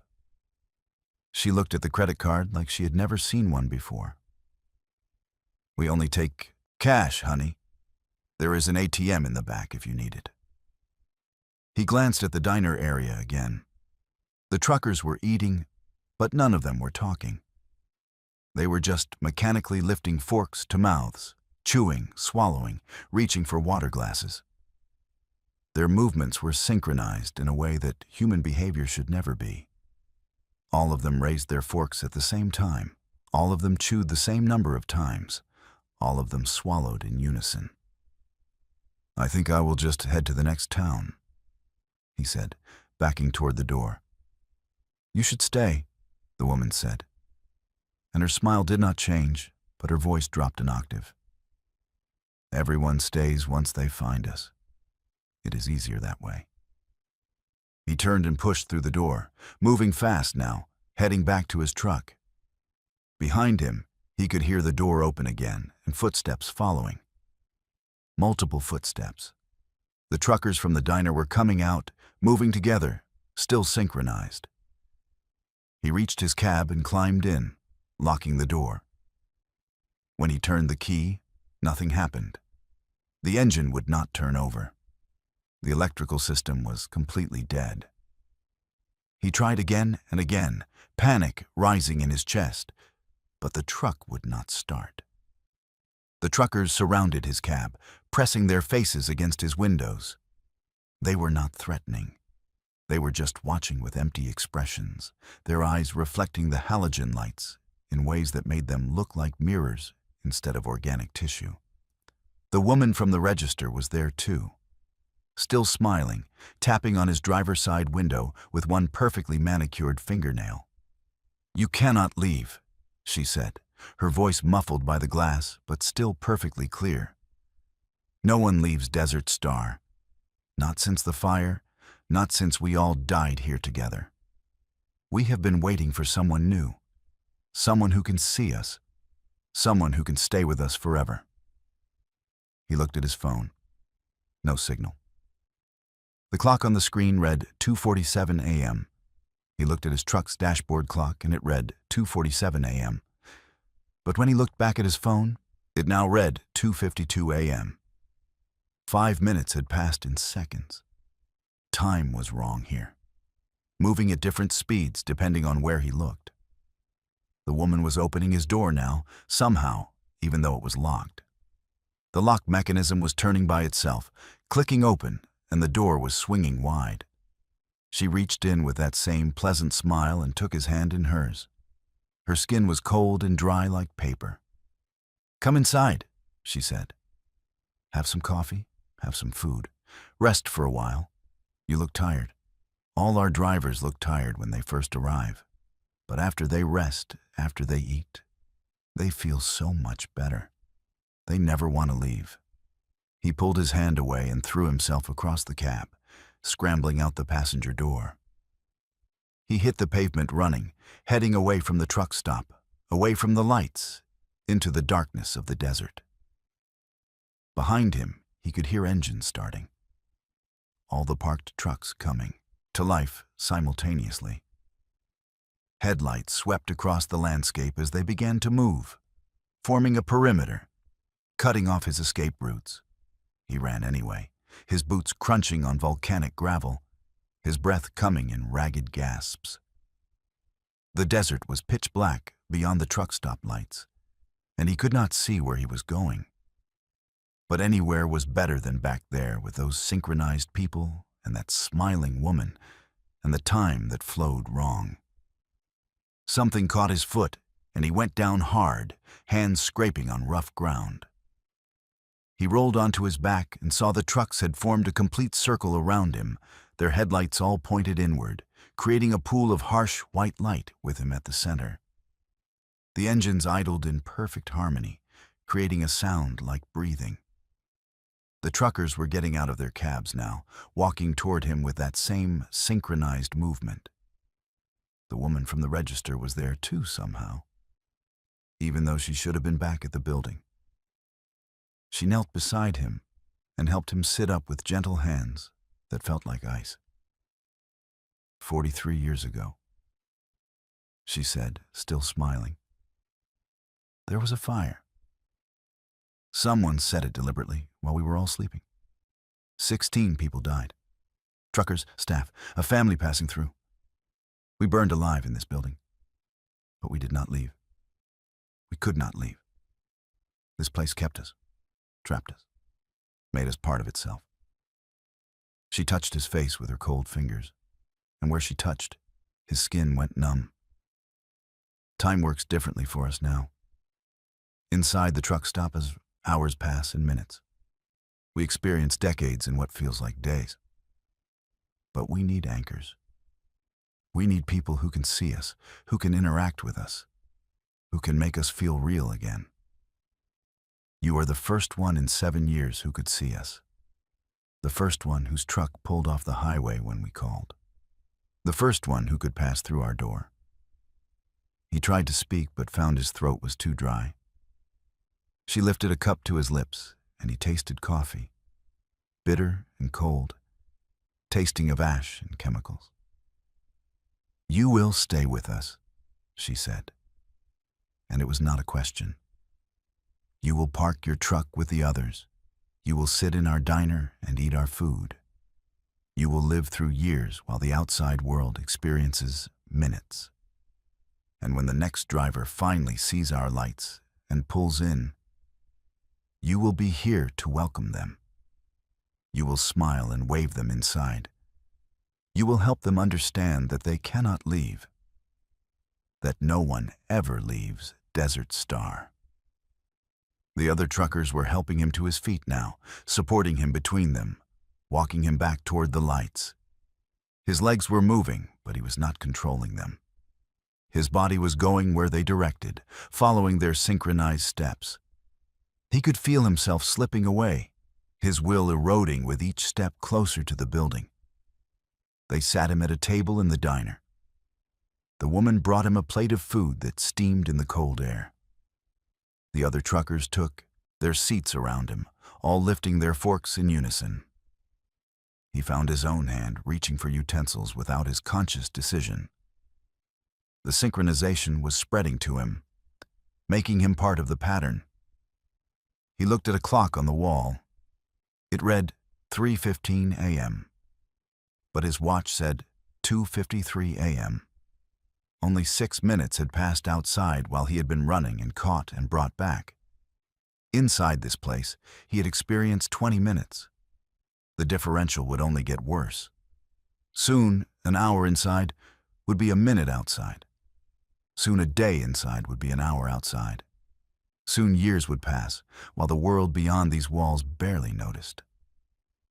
The woman sat across from him, still smiling. Eat, she said. You will need your strength. We have so much time to spend together. Decades, centuries, forever. He lifted the fork to his mouth and chewed food that tasted like ashes and old dreams. Around him, the other truckers chewed in perfect synchronization. He found his own jaw matching their rhythm. Chew, chew, chew, swallow, all together. All trapped together in this pocket of broken time where the dead pretended to be alive, and the living slowly forgot what it meant to be human. The lights of Desert Star burned in the darkness. The signs still welcomed travelers. The pumps still promised fuel. And somewhere out on Highway 140, another truck was approaching, its driver tired and running low on gas. Looking for salvation in the desert night. Looking for lights that should not be there. looking for a place that died 43 years ago, but never learned how to stay dead. She had always considered herself a rational person. Science degree, skeptical mind. The kind of person who could explain away ghost stories and UFO sightings with logic and statistics. But Highway 230 through the Crater Lake region on a moonless November night tested every rational belief she had ever held.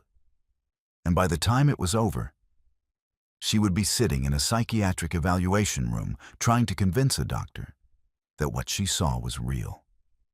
The figure appeared in her headlights at 3:47 a.m., standing on the shoulder about 200 yards ahead.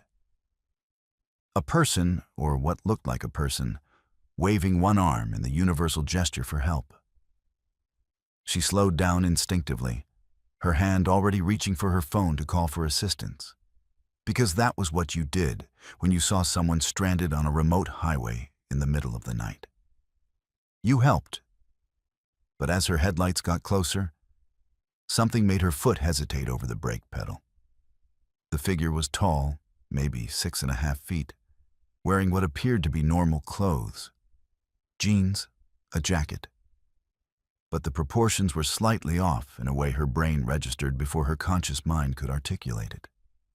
The arms were too long. The legs seemed to have an extra segment between knee and hip. The head sat at an angle that was almost right, but not quite. Tilted forward just a few degrees more than human anatomy should allow. She told herself it was the distance creating an optical illusion. She told herself the darkness and her exhaustion were making her see things that were not there. But her truck kept slowing, dropping from 50 to 40 to 30 miles per hour, and the figure remained in her headlights, waving that too long arm in steady, mechanical repetition. When she was about 50 feet away, the figure stopped waving and turned to face her directly. That was when she saw the face, and that was when every rational explanation she had been constructing collapsed into dust. The face was human-shaped. It had eyes and a nose and a mouth in approximately the correct positions. But it was all wrong. The eyes were too large and too dark, like someone had carved holes into a mask, and the darkness behind them went on forever. The nose was slightly asymmetrical, one nostril higher than the other. The mouth was too wide, stretching almost to where ears should be, and it was curved into a smile that showed too many teeth arranged in rows that went back farther than any human mouth could accommodate. She accelerated hard, her rational mind temporarily offline, replaced by pure instinct screaming at her to get away. The truck surged forward, and she kept her eyes locked on the road ahead, refusing to look in her mirrors, refusing to see if the thing was still there, or if it was following, or if it had ever been real at all. But her mirrors caught the image anyway, and what she saw made her whimper. The figure was running behind her truck. Not running like a human runs, with alternating legs and pumping arms and a bobbing head. Running like an insect might run if it was pretending to be human, with legs that bent at too many joints and arms that swung in perfect synchronization with each other rather than in opposition.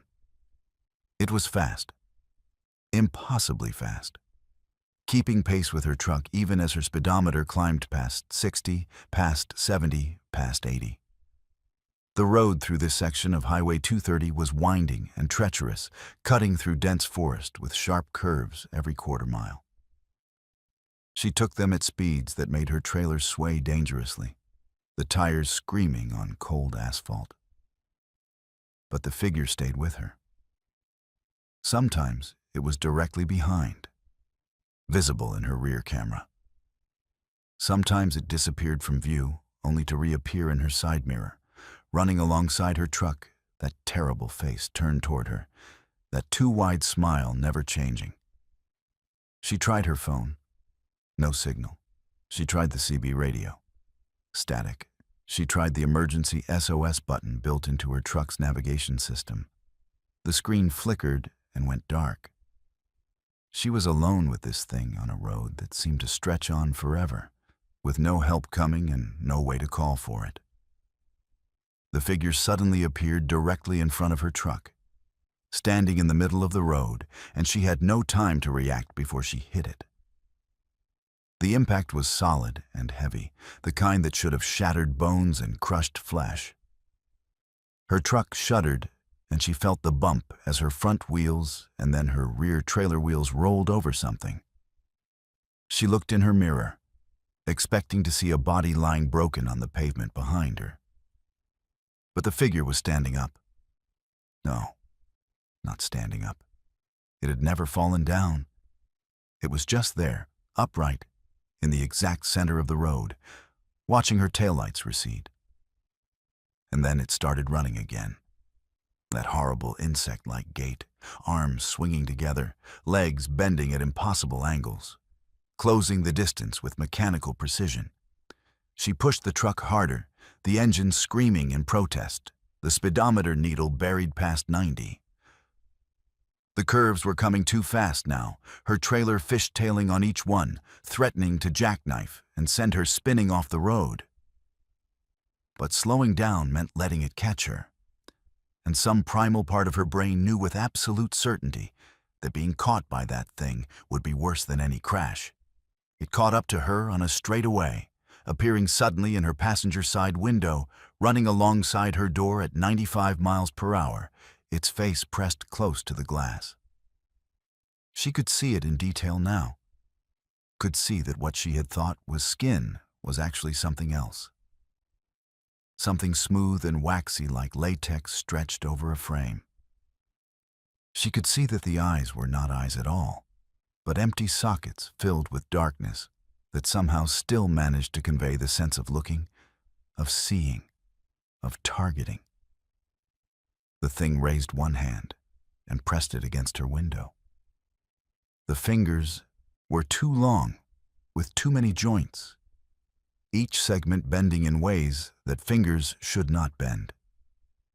It tapped on the glass with a sound like bones clicking together, and the smile widened even further, splitting its face nearly in half.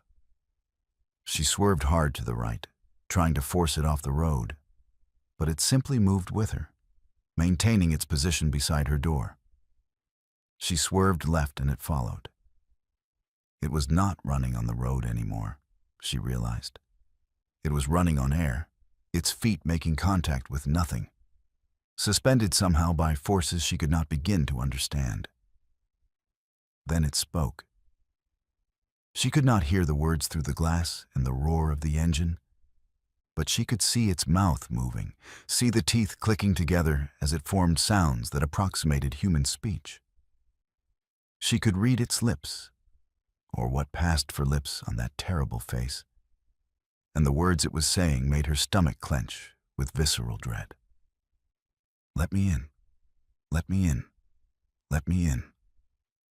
Over and over, mechanical and precise, while its hand continued to tap against her window and its empty eyes continued to stare, and its body continued to run alongside her at speeds that defied every law of physics and biology she had ever learned. The window began to crack, not from the tapping, which had been gentle, almost polite. It cracked from the inside out, as if the mere presence of the thing was enough to corrupt matter itself, to make glass forget how to be solid, to make reality bend and break around whatever fundamental wrongness this creature embodied. She screamed and covered her face with one arm, still holding the wheel with the other, waiting for the glass to shatter and those two long fingers to reach through and grab her. But the glass held, crazed with cracks, but not breaking. And when she looked again, the figure was gone. She did not slow down for another 20 miles, did not believe in safety until she saw the lights of a small town ahead, and pulled into a gas station where real people stood under real lights doing real human things. She sat in her cab shaking for 30 minutes before she could even open the door. When she finally got out to inspect her truck, she found the damage. Her front bumper was crumpled. Her grille was shattered. There was blood on her headlights and something that looked like hair caught in the broken plastic. Physical evidence that she had hit something, that it had been real. But there was something else. On her passenger window, in the exact spot where the thing had pressed its hand, there were marks. Fingerprints, if you could call them that. But they were wrong. Too many whorls, too many ridges, patterns that did not match any human hand or any known animal. Patterns that seemed to shift and change when you looked at them too long, creating optical illusions that made your eyes water and your head ache. She tried to tell the police. She tried to explain what had happened. They were kind, but skeptical, attributing her story to fatigue and stress and the psychological effects of hitting what was probably a deer or a large dog. They took photos of the damage. They collected samples of the blood and hair. They documented the strange marks on her window. And then they sent her home with a recommendation to see a counselor.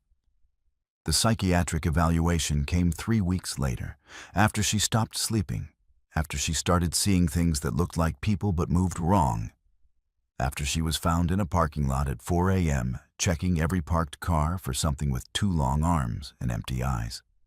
The doctor was patient and professional, recording her story, nodding in the right places, prescribing medication that would help with the hallucinations and paranoia.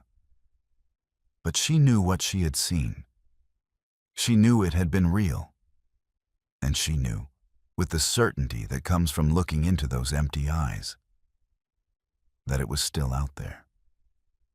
Still walking on roads that cut through darkness. Still waiting for another truck to come along. Still wearing its approximation of human form like a costume it did not quite understand how to operate. The lab results on the blood and hair came back inconclusive. Not deer, not dog, not any species in their database. The fingerprints on her window were filed away as unexplained anomalies. The case was closed. The road remained open. And somewhere on Highway 230, near Crater Lake, on moonless nights when the forest presses close and the curves come sharp and fast, something stands on the shoulder, waving one arm in a gesture that almost looks like a plea for help. Something that waits for the next driver who will slow down and look closely enough to see that the proportions are wrong, that the face is a mask, that the smile goes too wide and the eyes go too deep, and the body moves in ways that human bodies were never meant to move. Something that runs on air and speaks in approximations of language and wants desperately to be let in. She never drives at night anymore. She never takes routes that go through isolated areas. And she never, ever stops for figures standing on dark shoulders waving for help, because she knows now that some things wear the shape of humanity like a disguise, and underneath that disguise is something so fundamentally other that looking at it too long can break your mind. He had 3 weeks before the cancer treatment started, 3 weeks before the surgeries and chemotherapy and radiation that might save his life or might just prolong his dying. His doctor had told him to get his affairs in order, to spend time with family, to prepare for what was coming. Instead, he took one last long-haul run through the mountains, one final drive through the wilderness before his body became a battleground for forces beyond his control. If he was going to lose autonomy over his own flesh, he wanted one last taste of freedom on the open road. The GPS showed a shortcut, an unnamed Forest Service road that connected to Highway 230 southeast of Crater Lake, cutting 40 miles off his route. It was marked as unpaved but passable, and he had driven worse roads in his 30 years behind the wheel. The main highway would get him there eventually, but this route would get him there with time to spare, time to sit and think and come to terms with mortality in the way that only solitude and wilderness could provide. The turnoff appeared exactly where the GPS indicated, a narrow road disappearing into dense pine forest. No signs, no markers, just packed dirt and gravel that looked solid enough for his rig. He made the turn and committed, knowing that backing a full trailer out would be nearly impossible if the road deteriorated. But the surface held firm beneath his wheels, and he settled into the gentle rhythm of slow, careful driving through the trees. The forest around him was old growth, the kind of primeval woodland that predated human settlement by centuries. Massive Douglas firs rose on both sides like cathedral pillars, their branches interlocking overhead to create a canopy so dense that his headlights were necessary even in late afternoon. The air smelled of pine sap and moss and decomposition, the eternal cycle of growth and decay that the forest had been performing since long before he was born and would continue long after he was gone. He had been driving for 20 minutes when he noticed the light was wrong, not fading the way afternoon light should fade into evening, but simply diminishing, as if something was absorbing it. The shadows between the trees were not growing darker, but becoming absolute. Patches of blackness so complete that his headlights seemed to stop at their edges rather than penetrating them. The road continued straight ahead, solid and real beneath his tires. His GPS still showed the route, the blue line on the screen indicating he was exactly where he should be, following the path that would eventually reconnect with Highway 230. But something felt wrong. The forest felt wrong. The light felt wrong. The air itself felt wrong, growing thinner somehow, harder to breathe, as if the oxygen content was dropping with every mile he traveled. He should have turned back. But turning back would mean giving up, admitting defeat, acknowledging that his body and his world were both failing him in ways he could not control. So he kept driving, kept pushing forward into the dimming light, telling himself that the discomfort was just his imagination, just the stress of his diagnosis manifesting as irrational fear. The trees began to look strange, not diseased or dying, but incomplete somehow, as if they were sketches rather than solid objects, outlines that suggested treeness without fully committing to being trees. Their trunks lacked texture when he looked closely. Their branches had no individual needles, just shapes that implied the presence of foliage. They were less real with every passing moment, fading from three-dimensional objects into two-dimensional facades. His dashboard instruments started behaving erratically. The speedometer needle drifted between speeds without corresponding to his actual velocity. The fuel gauge climbed and fell randomly.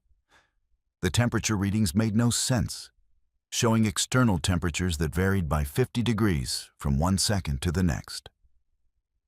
Only the GPS remained stable, still showing his truck moving along that thin gray line through the forest. The road ahead was becoming less defined. The edges were blurring, the gravel and dirt transitioning into something that was almost road-like, but not quite solid.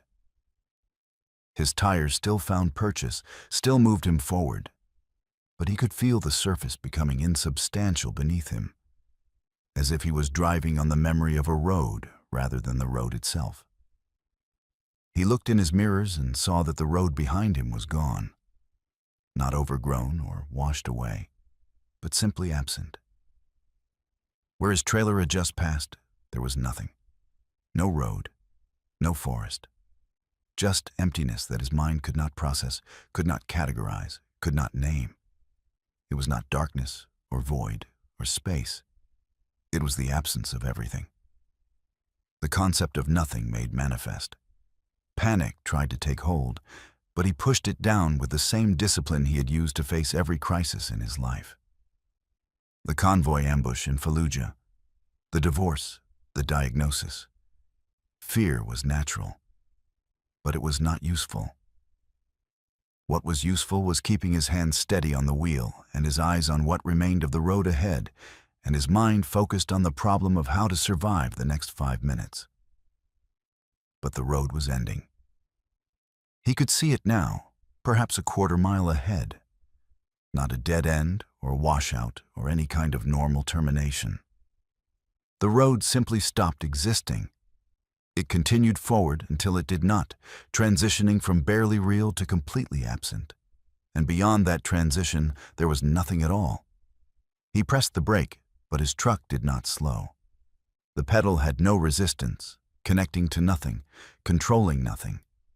He tried downshifting, but the transmission would not respond. He tried the emergency brake, but it was already incorporeal, a lever that moved through empty space without engaging any mechanism. The truck rolled forward at steady speed toward the place where reality ended. His GPS flickered and died. His dashboard lights went dark. His headlights faded to nothing. But he could still see somehow, could still perceive the thinning road and the fading forest and the nothingness that waited ahead. Some sense beyond vision was showing him what his eyes could no longer register. He thought about his daughter, who he had not called as much as he should have. He thought about his ex-wife, who had deserved better than his long absences. He thought about the cancer growing in his body, the cells that had forgotten how to be normal cells and had become something else, something wrong, something that was consuming him from the inside. He thought about how strange it was that he would die here instead of on some hospital bed, surrounded by machines and morphine. The front wheels of his truck crossed the threshold where the road stopped existing. He felt the moment of transition, felt the absence of ground beneath him, felt the truck beginning to fall through nothing into nothing. But falling required gravity and space and time, and this place had none of those things. So the truck did not fall. It simply stopped being. The cabin dissolved around him, metal and plastic becoming transparent and then becoming nothing. His seat became air. His steering wheel became memory. His body began to follow, starting with his extremities, his hands and feet fading first, losing solidity, losing definition, losing existence. But his mind remained.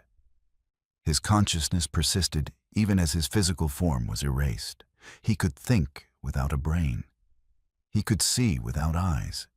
He could perceive the vast emptiness that surrounded him, the absolute nothing that existed beyond the edge of reality where roads ran out and creation stopped, and the universe simply gave up on the effort of being. In that moment of dissolution, he understood something fundamental about existence. Reality was not solid. It was not permanent. It was a thin film stretched over infinite nothing. And sometimes that film wore thin, developed holes, created spaces where the nothing could leak through. This road had found one of those holes. Or perhaps the road itself was the hole, a wound in existence that had never properly healed. He existed in that state for what might have been seconds or centuries. Time had no meaning here. Neither did distance or matter or any of the constants that defined normal existence. There was only consciousness floating in absolute emptiness, aware of itself, aware of the nothing, aware that this was what lay beneath everything, what waited for everything, what everything would eventually become. And then, without warning or explanation, he was back. Sitting in his truck. On Highway 230, the actual highway, paved and marked and utterly normal. His GPS showed him exactly where he should be if he had never taken that Forest Service road at all. His dashboard clock indicated that no time had passed. His odometer showed he had traveled no distance. The shortcut had not happened, or it had happened outside of time and space and normal causality. He pulled over and sat there shaking, his hands gripping the wheel so hard his knuckles were white. He checked his phone. Normal service, normal time. He checked his paperwork. Everything was in order. He checked himself in his mirror. Same face, same eyes, same body that would betray him in 3 weeks when the treatment started. But something was different. Some fundamental understanding had changed. He had seen the nothing that waited beneath everything, and that vision had altered his relationship with fear.